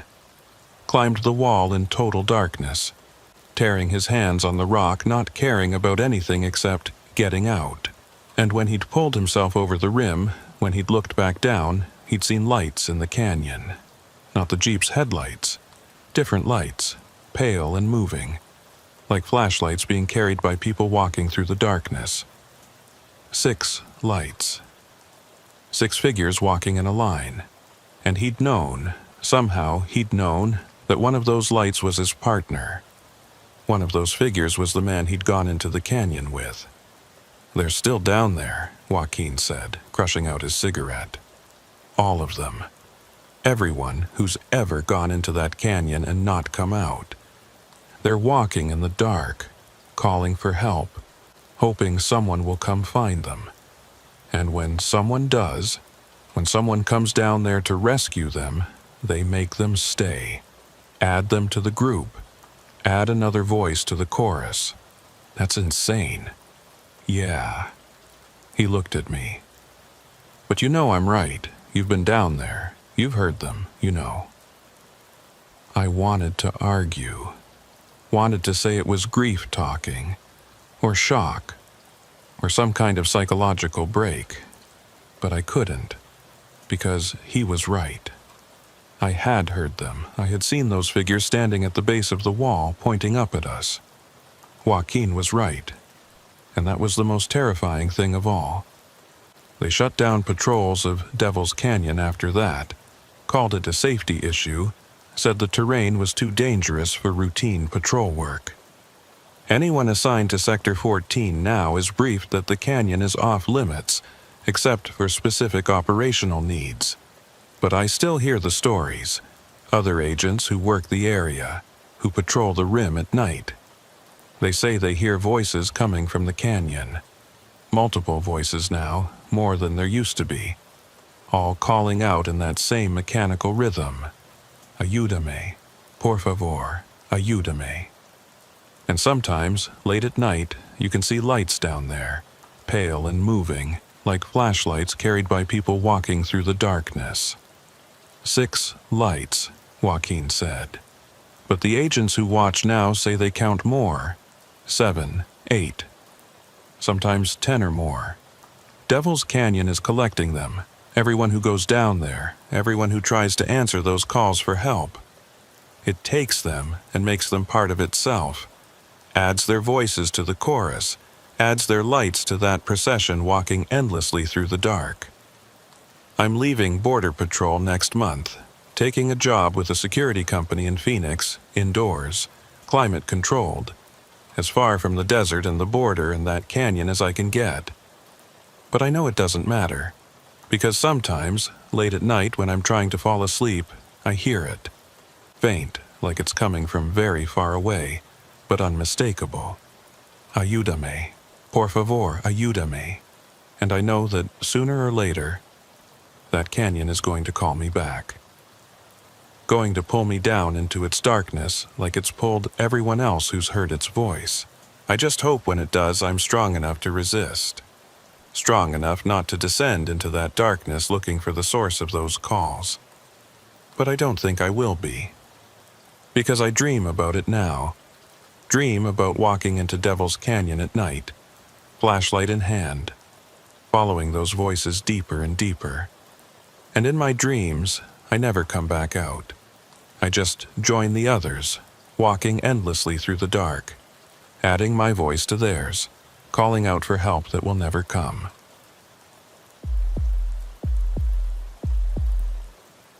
You learn certain rules working the border. Don't trust easy crossings because they're never as easy as they look. Don't assume someone running is guilty, because sometimes they're just scared. And don't follow lights in the desert at night unless you know exactly what they are and where they're coming from. I'm Harlan Devereaux, 12 years with Border Patrol, and I've broken that last rule exactly once. Once was enough. I work Sector 8 in West Texas, where the border follows a stretch of desert so empty and hostile that most smugglers avoid it entirely. The ground is hard caliche mixed with loose sand, dotted with yucca and Spanish dagger plants sharp enough to shred your clothes and skin. Water is scarce, shade is non-existent, and during summer the temperature regularly hits 115 degrees. It's the kind of place that kills people, not dramatically, not with violence or spectacle, just slowly and efficiently. Dehydration, heat stroke, exposure. Every year we find bodies out there. People who thought they could make the crossing and learned too late they couldn't. Which is why, when we spot a light in the desert at night, we respond. Because a light usually means someone is lost, someone is in trouble, someone needs help before the desert takes them. 3 nights ago, I was on patrol with Cade Merriweather, a rookie agent who'd transferred in from the California sector about 6 months back. Cade is young, eager, still has that sense of mission that years on the job tend to wear away. He takes the work seriously, maybe too seriously. The kind of guy who wants to save everyone, even the ones who can't be saved. We were about 2 hours into our shift running a standard patrol along the fence line when Cade pointed out into the darkness to the north. "You see that?" I looked where he was pointing. There, maybe half a mile out, was a light. Small, yellowish, moving slowly through the desert. It looked like a flashlight or maybe a lantern, someone walking through the darkness. "Could be a crossing," I said, reaching for the radio. "Should we check it out?" "Yeah, but we call it in first. Get air support if they're available." I raised the operations center, reported the light, gave our coordinates. The dispatcher confirmed and said air support would be on station in 20 minutes. Helicopter from Fort Stockton with FLIR and spotlight. Pilot's name was Nora Gresham. I'd worked with her before, solid pilot who knew the terrain. "Copy that," I said. "We're going to approach on foot, see if we can make contact."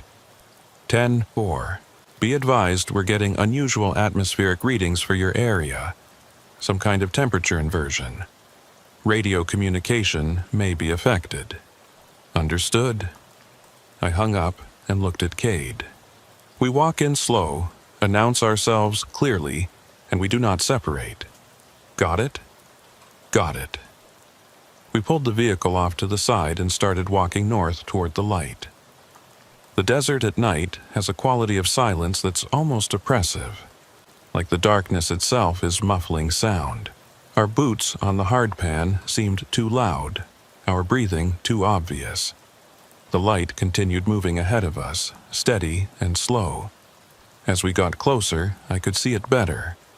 Definitely a flashlight or lantern, being carried at waist height by someone walking. The beam swung slightly with each step, the way a light does when someone's walking and not trying to conceal themselves. "Border Patrol," I called out. "We see your light. Please stop where you are and identify yourself." The light kept moving. Didn't stop, didn't change direction. Just continued its slow progress north. "They might not speak English," Cade said. I tried again in Spanish. "Patrulla fronteriza, deténgase, identifíquese." Still no response. The light kept moving. "Maybe they can't hear us," Cade suggested. "Wind, distance, whatever." But there was no wind. The air was completely still, had been all night. One of those dead calm desert nights where sound should carry for miles. We kept walking, closing the distance. The light was maybe 300 yards ahead now, still moving at that same steady pace. And as we got closer, I started noticing something odd. The light wasn't wobbling the way a handheld light should. It was perfectly smooth, perfectly level, like it was mounted on something. "Cade, you notice anything strange about that light?" "Yeah, too steady for someone carrying it." "That's what I'm thinking." We slowed our approach, both of us getting cautious now. A steady light in the desert could mean a lot of things, and not all of them were benign. Could be a trap, smugglers trying to draw us in. Could be a decoy while the real crossing happens somewhere else. I pulled out my binoculars and tried to get a better look. In the darkness, all I could see was the light itself, a pale yellow glow that didn't illuminate anything around it. No silhouette of a person carrying it, no detail of what might be producing it, just the light itself, floating through the darkness. "This doesn't feel right," I said. Want to wait for air support? I checked my watch. Nora should be on station in about 10 minutes. We could wait, let her use the flyer to see what we were dealing with. But if there was someone out there in distress, 10 minutes could matter. We keep going, I decided. But weapons ready, and we stay alert. We continued north. The light stayed ahead of us, maintaining its distance. We were walking faster than it was moving, should have been closing the gap, but somehow it stayed the same distance away. Like it was pacing us, adjusting its speed to match ours. That's when the wind stopped. I know that sounds strange because I'd already said there was no wind. But there's always some air movement in the desert, even on calm nights. The faint stirring of cooling air, the slight drift of thermal currents, it's subtle, barely noticeable, but it's there. Except now it wasn't. The air had gone absolutely still, not a breath of movement. And with that stillness came a pressure change, like being in a room when someone suddenly seals all the doors and windows. My ears popped. "You feel that?" Cade asked. "Yeah." The light ahead of us stopped moving. Just froze in place, hovering at the same height off the ground, perfectly still. I raised my flashlight and pointed it toward the light. My beam cut through the darkness, illuminating desert scrub and rocks and sand. But when it reached the place where the light should be, there was nothing there. My beam passed right through it, like it didn't exist in physical space. "What the hell?" Cade breathed. I tried my radio. "Operations, this is Devereaux. The light has stopped. We're approaching to investigate." Static filled the channel. Then, underneath it, something else. A voice, maybe, too distorted to make out words. It sounded wrong, though, like the transmission was coming from very far away or passing through some kind of interference. "Operations, do you copy?" More static, then a brief moment of clarity. Not the dispatcher's voice. Someone else, a woman speaking urgently. "Don't follow the..." The signal broke up again, lost in static and that odd underwater quality that suggested serious interference. "Did you hear that?" I asked Cade. "Yeah." Couldn't make it out, though. I tried again. "Operations, you're breaking up. Say again your last transmission." The woman's voice came back, clearer this time. "Don't follow the light. Repeat, do not follow the light. Return to your vehicle." I recognized the voice now. It was Nora Gresham, our air support. But she shouldn't be on our frequency, should be on the aviation channel. And she shouldn't be telling us not to investigate the very thing we'd called her in to help with. "Gresham, this is Devereaux. Why are you on this frequency? What's your position?" "I'm overhead. I can see you on FLIR. There are 2 heat signatures where you are, you and your partner. But there's nothing in front of you. No third signature, no heat source for that light. It's not real, Harlan. Get out of there." I looked at the light, still hanging motionless in the darkness ahead of us. Then I looked at Cade. His face in the glow of our flashlights showed the same confusion I was feeling. "Nora, we can see the light. It's right there, maybe 200 yards ahead. I'm telling you, there's nothing there. My FLIR shows nothing but empty desert between you and the border. You need to turn around now." "Why? What do you see?" A long pause. Static. Then her voice again, tight with something I'd never heard from her before. "Fear. I don't know how to explain this. My FLIR is showing something, but it's wrong. There are heat signatures forming around your position. Lots of them, all around you in a circle. But when I look with normal vision, I don't see anything. And the signatures themselves, they're not right. Not the right shape or temperature for people." I spun around, shining my flashlight in a circle. Empty desert. Nothing moving. Nothing visible except sand and scrub and rocks. I don't see anything down here. They're not visible on normal spectrum, only on thermal, and they're getting closer to you. You need to move, now. I grabbed Cade's arm. Back to the vehicle. Double time. We started walking quickly back the way we'd come, keeping our flashlights moving, scanning for any threats. Behind us, the light hadn't moved. It still hung in the air, perfectly still, perfectly silent.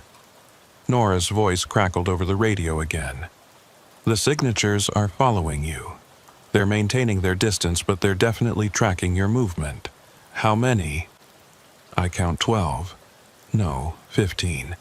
They keep appearing, like they're forming out of nothing. My skin crawled.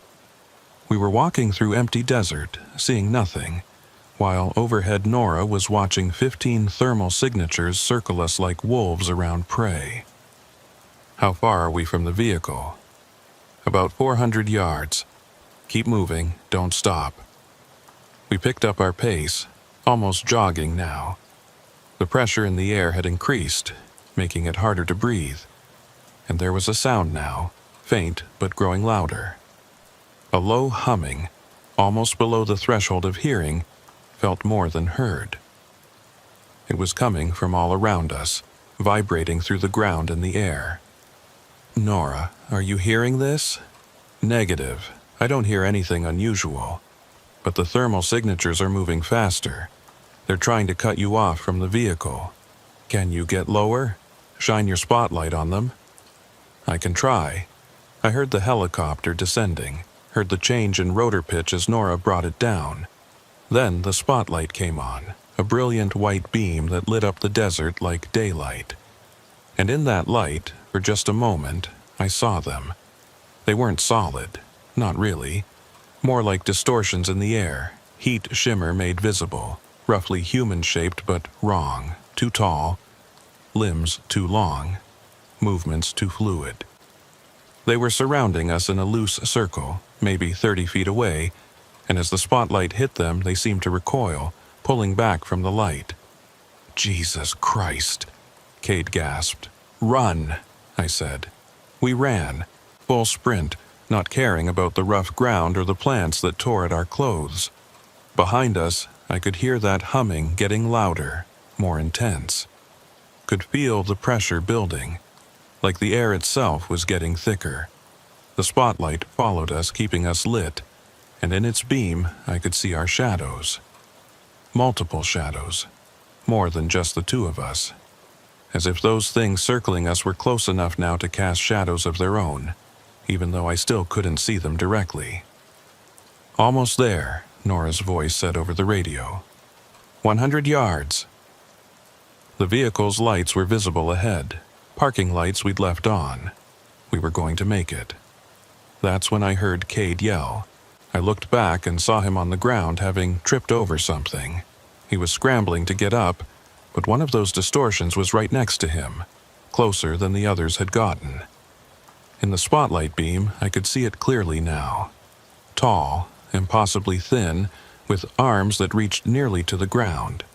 Where its face should be, there was just a smooth blankness, like heat shimmer over hot pavement. Cade, move! He got to his feet and ran, and I ran with him, both of us covering the last 50 yards in seconds. We reached the vehicle and threw ourselves inside, slamming the doors. I started the engine and hit the gas, not bothering with lights, just driving blind through the darkness, getting away from that place. The humming stopped, the pressure dropped, the air was suddenly normal again, and I could breathe. I drove for about 2 miles before I stopped, pulled over, and looked back. Nora's helicopter was hovering over the area we'd just left. Spotlight still on, illuminating empty desert. Gresham, do you still see them? Negative. They dispersed when you reached the vehicle. Whatever they were, they're gone now. I looked at Cade. He was pale, shaking, but unhurt. You okay? What were those things? I don't know. My radio crackled. Devereaux, this is operations. We've been trying to raise you for the last 10 minutes. What's your status? I picked up the handset. Operations, we encountered unknown contacts at our last position. Air support can confirm. Returning to base. Say again, you encountered what? Unknown contacts. I'll file a full report when we get back. There was confusion in the dispatcher's voice, questions I didn't want to answer over the radio. I told him we'd brief in person and signed off. Nora landed at the station about 20 minutes after we arrived. When she climbed out of the helicopter, her face was drawn, worried in a way I'd never seen her. "What did you see on the FLIR?" I asked. "Heat signatures, 15, maybe 20. They appeared out of nowhere, formed a circle around you, then disappeared just as fast when you reached your vehicle." "What's the thermal profile on a human?" "About 98.6 degrees core temperature, with extremities cooler, typically ranging from 85 to 95 degrees. And these signatures." She paused. They were cold, not cold, maybe 60 degrees, 55 in some areas. But they were still showing up as distinct signatures against the ambient desert temperature. That shouldn't be possible. Heat signatures are supposed to be warmer than their surroundings, not cooler. Could it be equipment malfunction? I ran diagnostics. Everything checked out. "And besides, you saw them too, didn't you? When I hit them with the spotlight?" I nodded. "Distortions, like heat shimmer." "Right. So it wasn't just my equipment. Something was out there." The three of us filed our reports. I stuck to observable facts. Unknown light source, unusual atmospheric conditions, possible thermal signatures on aerial surveillance. Didn't speculate, didn't try to explain what we couldn't explain. The reports went up the chain of command and came back with a note saying the incident would be investigated. A technical team was sent out the next day to check the area. They found nothing unusual, no tracks, no equipment, no signs of human activity, just empty desert. But they did find something else. About 200 yards north of where we'd seen the light, they found an old Border Patrol vehicle. A Jeep, looked like it was from the 80s, half buried in sand. The doors were open, the interior was full of wind-blown dirt, and there was no sign of whoever had been driving it. They checked the vehicle ID number. It had been reported missing in 1989, 35 years ago. The assigned agent, a guy named Thomas Kendrick, had disappeared while on patrol. They'd searched for weeks, never found him or the vehicle. And now here it was, miles from where it should have been, sitting in the desert like it had been there all along. They found something else inside the Jeep. A flashlight, old yellow plastic kind that runs on batteries. When they tested it, it still worked. The batteries were dead, but someone had left it switched to the on position. I drove out to see the wreck myself. Looked at that old Jeep sitting in the sand. Looked at the flashlight still gripped in the mount on the dashboard. And I thought about that light we'd followed, that steady yellow glow that had led us into the desert. I thought about the things Nora had seen on her FLIR, cold signatures that shouldn't exist. Thought about how they'd circled us, how they'd waited until we were far from our vehicle before getting close. And I wondered if Thomas Kendrick had seen a light too, 35 years ago. If he'd followed it into the desert, walked farther and farther from his vehicle, following something that looked like a person in need of help. I wondered if he'd felt that pressure change, that stillness in the air. If he'd realized too late that what he was following wasn't real. I wondered if he was still out there somewhere, walking through the desert at night, following lights that led nowhere. The incident report recommended that agents exercise caution when approaching unknown light sources in remote areas, especially at night. It recommended waiting for air support before investigating, recommended maintaining radio contact with operations at all times. It didn't mention what we'd seen in Nora's spotlight, didn't mention cold heat signatures or distortions in the air, didn't mention the feeling that something in that desert was hunting, using light as bait to draw people away from safety. Some things you can't put in an official report, some things you just have to know about and remember. Cade requested a transfer 3 days later, said he wanted to be closer to family, wanted to work a sector with more urban development. I didn't blame him. He'd only been out here 6 months and he'd already seen something that would stick with him forever. Me, I'm still here, still working Sector 8, still patrolling that same stretch of desert at night. But I don't follow lights anymore. I don't care if they look like flashlights or lanterns or distress signals. I report them, I mark their position, I call for air support. But I don't follow them, because I know what they are now. I know they're not people in distress, not lost travelers, not smugglers or scouts or anything human. They're traps, lures, things that look like what you expect to see, things that trigger your training and your instinct to help. And when you follow them, when you walk away from your vehicle and your partner and your safety, they come for you. I don't know what they are. Don't know if they're ghosts or aliens or some natural phenomenon we don't understand.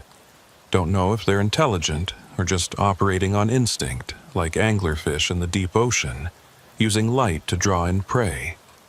All I know is they're out there.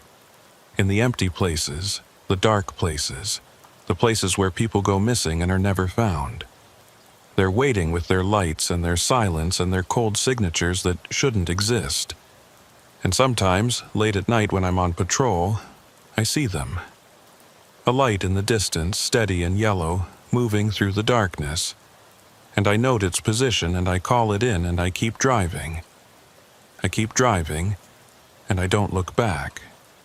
Because I know if I do, if I follow that light into the desert, I won't come back.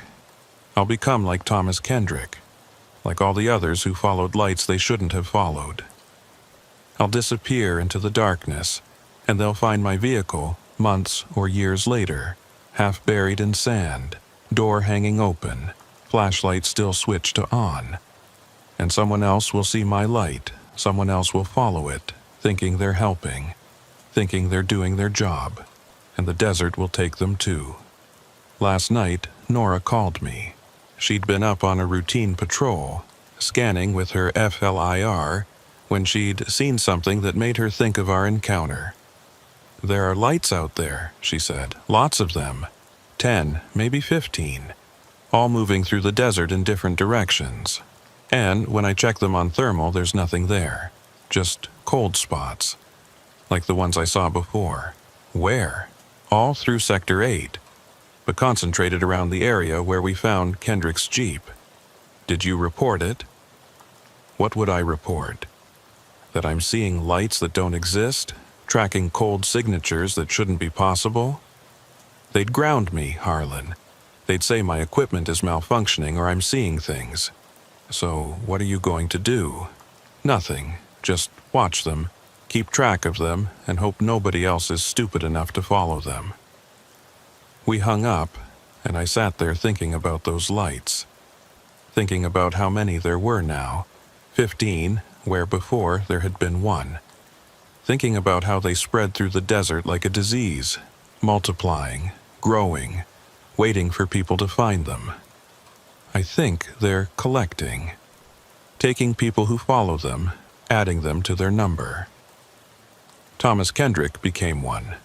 Maybe others over the years, people who disappeared on patrol or while crossing, people who were never found. All of them out there now, walking through the desert with their lights, leading others to the same fate. And I think about that message Nora sent us, that warning that came over the radio. Don't follow the light. I think it was her. Not the Nora I know, but a future version. A Nora who'd made the mistake of following one of those lights and was trying to warn her past self. Trying to save herself from a fate she couldn't escape. Or maybe I'm wrong. Maybe it was someone else. Some other agent who'd disappeared into the desert and found a way to send one last message back. One last warning to the living. It doesn't matter, really. The warning is the same either way. Don't follow the lights. No matter how real they look, no matter how much they seem like someone in need of help, no matter what your training tells you to do, don't follow them. because the desert is patient. It will wait forever for you to make that mistake. It will use your compassion against you, your sense of duty, your need to help. And when you finally follow that light into the darkness, when you finally step away from your vehicle and your safety and everything that keeps you tethered to the real world, it will take you. And you'll become another light in the darkness, another cold signature on the flyer, another warning that no one will hear in time.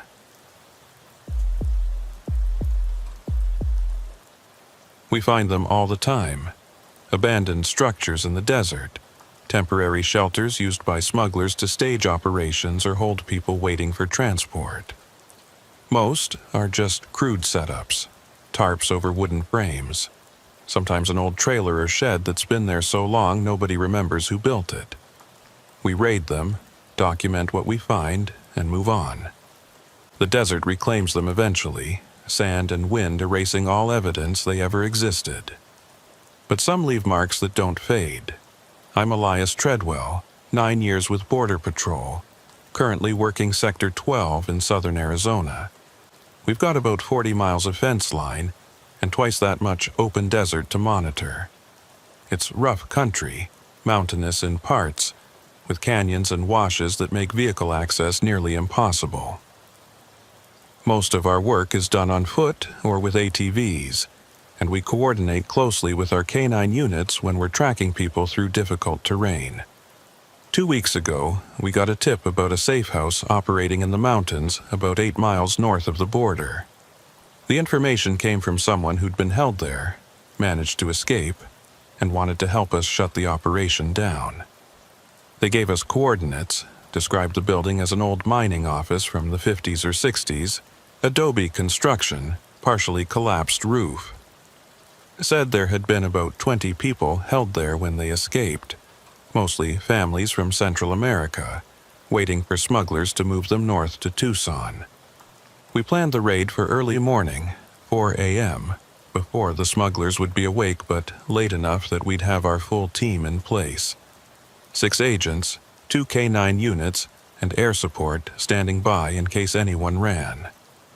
I was team lead, coordinating with Merritt Locke, one of our best K9 handlers, and checking in with Griffin Selkirk, our watch commander back at the station.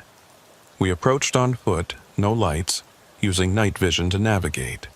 The terrain was steep, rocky, covered with mesquite and prickly pear. The kind of ground that makes noise no matter how careful you are. Rocks shifting under your boots, branches catching on your gear. About 100 yards from the target location, I called a halt and glassed the building with my night vision. It was exactly where our informant said it would be, sitting in a small hollow between 2 ridges. Adobe walls, metal roof that had mostly caved in on the eastern side. No lights visible. No movement outside. Looks abandoned, Merritt whispered beside me. Her dog, a German shepherd named Kilo, sat quietly at her feet, ears forward, alert but not indicating any sense yet. Could be sleeping, I said. Could have cleared out already. I radioed back to Selkirk at the station. We're in position. Building appears unoccupied, but we're proceeding with the raid as planned. Copy that, Treadwell. Air support is 15 minutes out if you need it. 10-4. I signaled the team to move in. We approached in a standard formation, covering angles, weapons ready. As we got closer, Kilo started showing interest, pulling slightly on his lead, nose working. He's got something, Merritt said, quietly. Recent? Can't tell yet, but there's definitely human scent. We reached the building's perimeter. Up close, it looked worse than it had through the night vision. The walls were crumbling. The roof was gone in several places, and the door hung at an angle on broken hinges. Through the gaps, I could see the interior was dark, filled with debris and trash. "Border Patrol," I called out. "We know you're in there. Come out with your hands visible." No response. No movement. Just silence, and that desert night stillness. I nodded to two of my agents and they moved to the door, one on each side. On my count, they pushed it open and we flooded in, flashlights cutting through the darkness, calling out commands in English and Spanish. The building was empty. We cleared each room systematically, checking corners and shadows, but there was no one there. The place had been used recently, though. We found blankets, empty water bottles, food wrappers, all the evidence of people having stayed here. But no people. They must have cleared out when they heard us coming, one of my agents said. Maybe. But something felt wrong. The informant had called us 6 hours ago, had said there were 20 people here. Even if the smugglers had been tipped off, moving 20 people through this terrain in the dark would leave tracks, would make noise. And Kilo was still indicating fresh scent, which meant people had been here recently. Very recently. Merritt, how old is this scent? She let Kilo work, watching his behavior. Minutes old, maybe an hour at most. Someone was definitely here tonight. I looked around the room we were standing in. It was maybe 20 feet square with a collapsed section of roof letting in starlight. The floor was dirt, packed hard by years of use. Against one wall, I could see a pile of blankets, arranged like someone had been sleeping there, and in the corner, I noticed something else. A battery-operated emergency light, the kind construction workers use, sitting on a piece of broken furniture. As I watched, it flickered. Once, twice, then stayed dark. "Anyone touch that light?" I asked. My team shook their heads. I walked over to it, keeping my flashlight on it. It was one of those LED work lights, yellow plastic housing, probably runs on D batteries. I picked it up and checked the switch. It was in the on position, but the light wasn't illuminating. Dead batteries, probably, except it had just flickered. I'd seen it clearly, twice in quick succession. I switched it to off, then back to on. Nothing happened. Dead batteries. "Treadwell," one of my agents called from the next room. "You need to see this." I walked through the doorway into what had probably been an office. This room was in better shape, roof mostly intact, one window with glass still in it. And on the wall, someone had drawn something. It was crude, done in charcoal or burnt wood. A symbol of some kind, circular with radiating lines like a sun or a star. Around it, words in Spanish repeated over and over in different handwriting styles. The same phrase written maybe 20 times, covering the wall. "No nos dejes aquí." Don't leave us here. "What the hell is this?" the agent asked. I was about to answer when Merritt's voice came from the main room. "Guys, Kilo's acting weird." We went back to find the dog staring at the corner where I'd found the emergency light. He was rigid, tail down, hackles raised. The low growl in his throat was one I'd heard before, when he'd cornered someone dangerous, someone who might fight. But there was nothing in that corner, just shadows and the emergency light I'd set down after checking it. "What's he seeing?" I asked Merritt. "I don't know. I've never seen him react like this to empty space." I pulled out my thermal camera, the one we use to detect heat signatures in dark buildings. I powered it on and pointed it at the corner Kilo was focused on. The screen showed a single heat signature, human-sized, roughly person-shaped, standing in the corner. Bright white and yellow on the thermal display, indicating significant heat. Someone was there. "We've got a contact," I said, raising my weapon. "Border Patrol, show yourself. Come out of the corner with your hands up." Nothing moved. The thermal signature remained stationary, but my eyes saw only empty space. I swept my flashlight across the corner, illuminating every shadow. Nothing.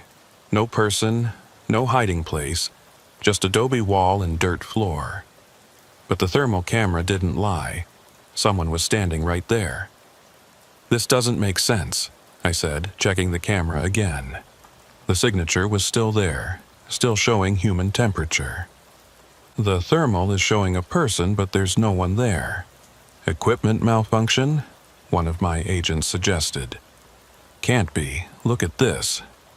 I panned the camera around the room, showing the thermal signatures of my team members. All normal, all accurate. Then I pointed it back at the corner. The signature was still there, hadn't moved. Merritt tried calling to the person in Spanish, explained we could see them on thermal imaging, asked them to come out peacefully. No response. Kilo continued growling, continued staring at that empty corner. I made a decision. We're going to approach and make physical contact. 2 agents, move in slowly. 2 of my team moved toward the corner, weapons trained on the spot where the thermal showed a person. They reached the wall and found nothing. One of them waved his hand through the space where the signature should be. Empty air. But on my thermal camera, I could see their hands pass through the bright white figure. Could see it standing there, unmoving, while my agents confirmed there was nothing physical in that location. "This is wrong," Merritt said. "This is really wrong. Elias, we should get out of here." She was right. Everything about this was wrong. The empty building that should have had 20 people in it. The writing on the wall, pleading not to be left. The emergency light that flickered when it had dead batteries. And now this. A thermal signature that didn't correspond to anything physical. "Everyone out," I said. "We're evacuating the structure." We filed out quickly, Kilo leading the way, eager to leave. Outside, in the cool desert air, I could breathe easier, could think more clearly. I called Selkirk on the radio. "We've got an unusual situation here. Building is empty, but we're getting anomalous readings on thermal imaging, requesting technical support." "What kind of anomalous readings?" "Heat signature showing a person in the structure, but no physical body. I've got 2 agents who just confirmed there's nothing there, but the thermal is clear." Long pause on the radio. "Say again, Treadwell. You're seeing what?" I explained it again, trying to sound professional, trying not to acknowledge how crazy it sounded. Selkirk told me to hold a position, said he'd send someone out to check our equipment. While we waited, I reviewed the footage from my thermal camera, watching the playback on its small screen. The signature was there the whole time, standing in that corner, never moving. I zoomed in on it and noticed something I hadn't seen in real time. The signature wasn't quite right. The temperature distribution was off. A normal person shows hotter in the core, cooler at the extremities. The signature was showing intense heat in specific spots, clusters of brightness at what would be the chest, the head, and the hands. Like there were multiple heat sources inside one body. "Merritt, look at this." She leaned over to see the screen. "That's not a normal heat pattern." "No, it's not." Kilo barked suddenly, sharp and urgent. We both turned to see him staring at the building, body rigid again. And in the windows I could see that emergency light. It was on, flickering but definitely illuminating, casting a yellow glow from inside the building. "I turned that off," I said. I switched it to the off position. "Maybe the switch is broken," Merritt suggested, but she didn't sound convinced.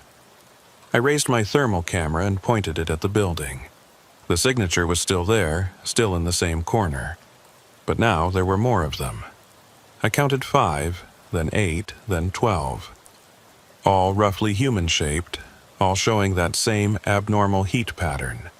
All standing perfectly still, all facing the door we'd just exited through.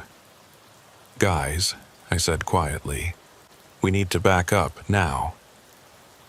We moved back from the building, keeping our weapons trained on it, watching those thermal signatures crowd the interior. The emergency light continued to flicker, on and off, like it was sending a signal. My radio crackled. Treadwell, this is air support. We're on station overhead. Do you need assistance? I looked up and could see the helicopter's lights maybe 1,000 feet above us. Negative on immediate assistance, but can you give me a thermal scan of the structure from your position? Stand by. 30 seconds later, the pilot came back.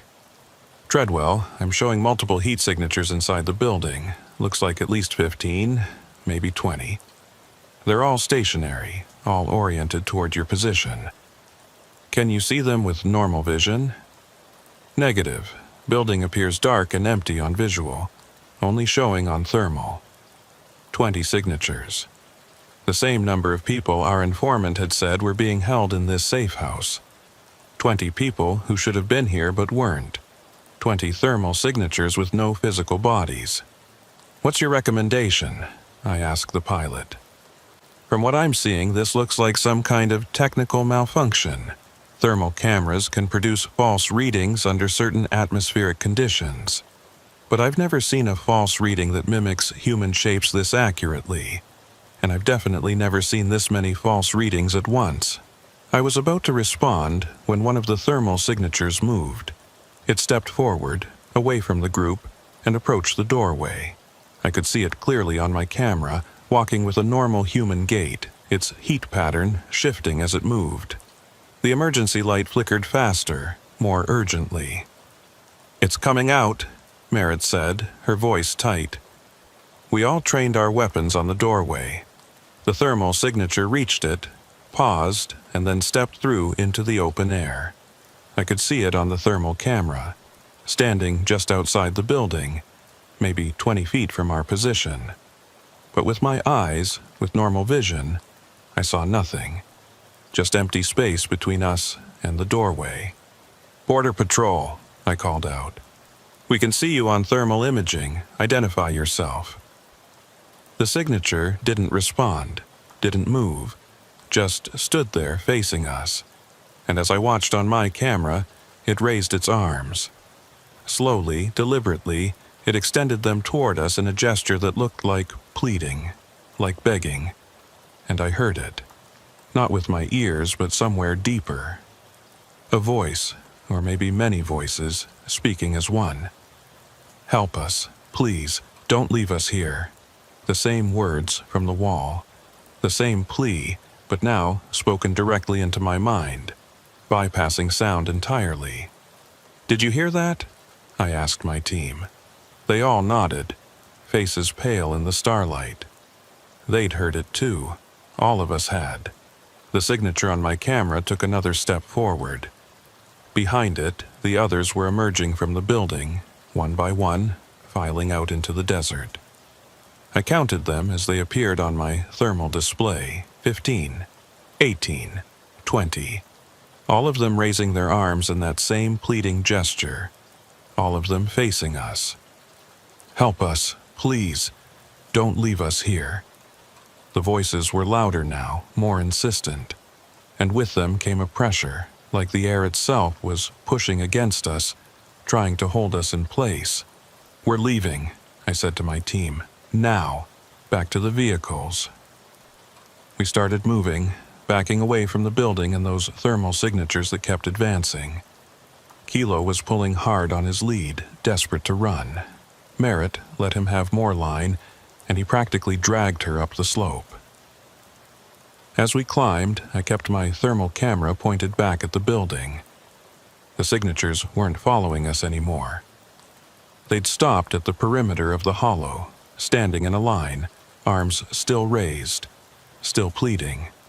"Help us, please, don't leave us here." We reached our vehicles and I called Selkirk on the radio. "We're evacuating the area. Multiple unknown contacts showing on thermal but not visible. Requesting you close access to this location pending further investigation." "Copy that. Are you and your team safe?" "Affirmative." "We're clear of the structure and heading back to station." We drove in silence, nobody wanting to talk about what we'd just experienced. When we got back to station, we found Selkirk waiting with a technical specialist from our equipment division. They tested my thermal camera.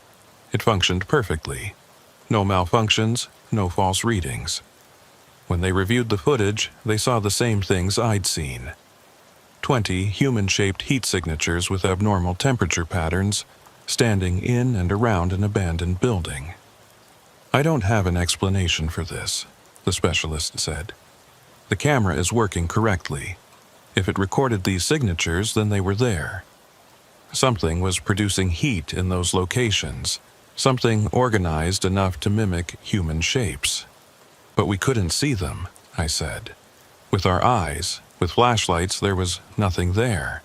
I know, and I can't explain that. But thermal imaging detects infrared radiation. It's measuring actual heat being emitted. Whatever was producing these signatures, it was real enough to radiate in the thermal spectrum, even if it wasn't visible in the visual spectrum. They sent a technical team out the next day to investigate the building. They found the emergency light, tested it. Dead batteries wouldn't turn on no matter what they did. They found the writing on the wall, photographed it, noted the repetition of that same phrase, and they checked the building with multiple thermal cameras. All of them showed the same thing. Heat signatures, roughly 20 of them, still inside the structure. Still stationary, still showing that abnormal temperature pattern. One of the technicians tried to take temperature readings with a laser thermometer, pointing it at the locations where thermal cameras showed heat signatures. The readings came back normal. Ambient air temperature, no heat source detected. The heat they're showing on thermal doesn't exist, the technician reported. It's like they're projecting a thermal signature without actually producing heat. I've never seen anything like it. They tried communicating with the signatures, called out to them, asked questions in English and Spanish. No response. The signatures just stood there, motionless, radiating their impossible heat. Finally, one of the technicians had an idea.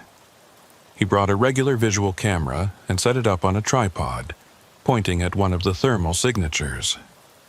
Then he took a long exposure photograph, letting the camera collect light for 30 seconds. When he reviewed the image, there was something there. Not a person. Not exactly. More like a distortion in the space. A spot where the starlight seemed to bend wrong, where the darkness seemed deeper than it should be. And in the center of that distortion, barely visible, was a face. Not a normal face.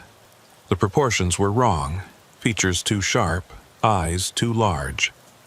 It looked like someone had tried to remember what a human face looked like, and gotten most of the details right, but missed some crucial element that separated uncanny from real. And it was looking at the camera. Looking with an expression that might have been sadness or might have been hunger. Something that needed. Something that wanted. Something that had been waiting in that abandoned building for a very long time. They took more photographs. Every thermal signature showed the same thing in long exposure. A distortion, a wrongness in space, and at its center, a face that almost looked human.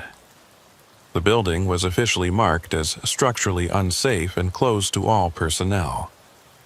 We put up warning signs, flagged it in our database, made sure no one would accidentally wander in there looking for shelter.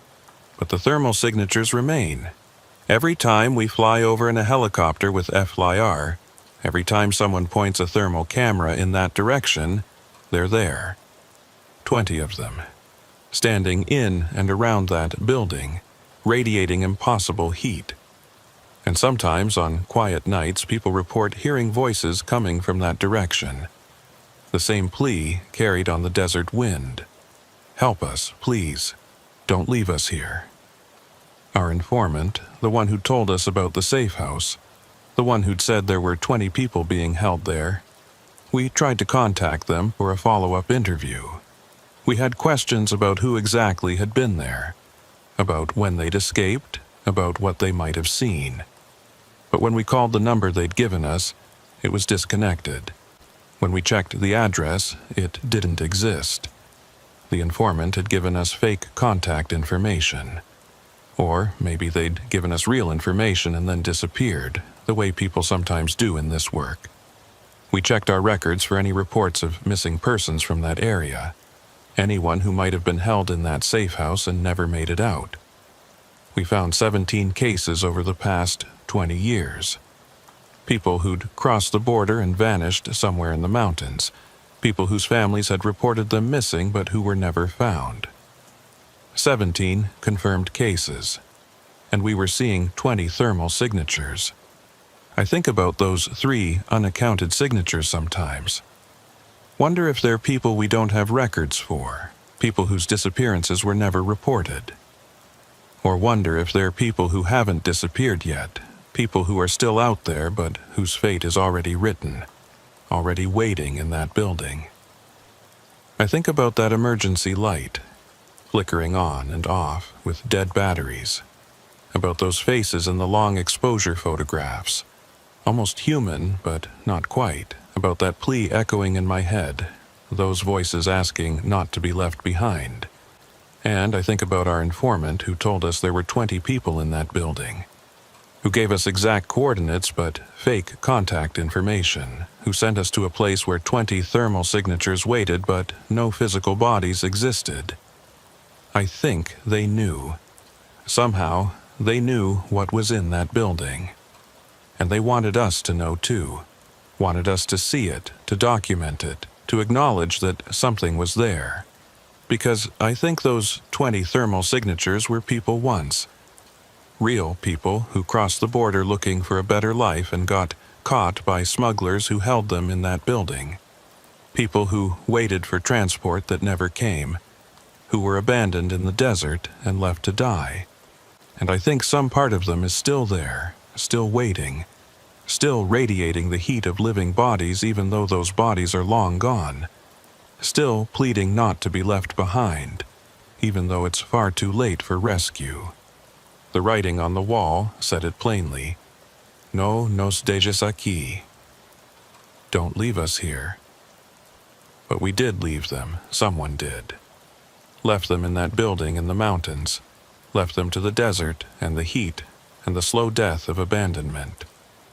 And now they're trapped there, caught between the living world and wherever people go when they die. Visible only to technology, audible only to those who get close enough to hear their plea. Forever waiting in that abandoned safe house, forever asking for help that will never come. Sometimes I drive out toward those mountains at night and look in that direction.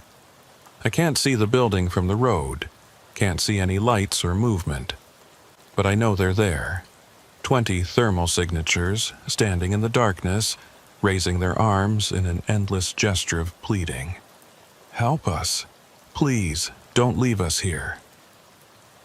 I'm sorry. I think the words every time, even though I know they can't hear me, even though I know there's nothing I can do for them now. I'm sorry we couldn't save you. I'm sorry you were abandoned. I'm sorry you're still there, still waiting, still pleading. I'm sorry we have to leave you here, because that's the truth of it. We can't help them. Whatever they are now, whether they're ghosts or echoes or something else entirely, they're beyond our help. They're trapped in that building, trapped in that moment of abandonment. And no amount of investigation or documentation or sorrow is going to set them free. All we can do is mark the location, warn others away, and try not to think too much about what we saw there. Try not to hear those voices in the quiet hours of the night.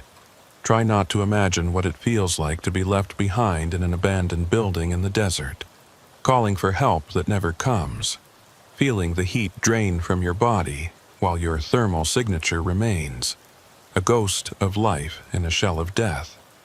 Try not to think about the fact that there are probably other buildings like this, other places where people were left to die, other locations where thermal cameras would show signatures that shouldn't exist. Try not to wonder how many voices are calling out in the desert, how many pleas for help are echoing through empty structures, unheard and unanswered. Try not to, but fail. Because once you've seen it, once you've heard those voices and seen those faces in the long exposure photographs, you can't unknow it. Can't unfeel that moment when the impossible becomes real, when the dead refuse to stay quiet. Last week, we got another tip. Another abandoned safe house, different location, same story. People being held, waiting for transport. The informant gave us coordinates and then disconnected their phone. Selkirk asked if I wanted to lead the raid. I said no, recommended they send someone else, someone who hasn't been to the first location, someone who doesn't know what to look for. Because I think if I go to another one of these places, if I point my thermal camera into another abandoned building, I'm going to see them again. Those signatures with their impossible heat, their wrong faces, their endless pleading, and I don't know if I can handle seeing it twice. Don't know if I can walk away from another group of people, or whatever they are now, left behind in the desert, calling for help that will never come. So I stay away.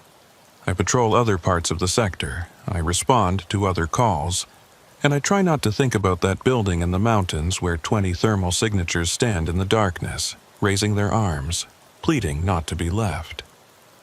Try not to, but fail, because they're still there, still waiting, still radiating their impossible heat into the cold desert night. And they always will be, I think, for as long as that building stands, for as long as thermal cameras exist to detect them, they'll be there, trapped in the moment of their abandonment, forever asking for help, forever being left behind. Help us, please. Don't leave us here. I'm sorry, I think again, knowing it changes nothing, knowing they can't hear me, knowing they're beyond help. I'm sorry, but sorry doesn't save anyone. Sorry doesn't change the past. Sorry doesn't free thermal signatures from abandoned buildings. Sorry is just another voice in the desert calling out to no one, echoing into darkness, fading into silence.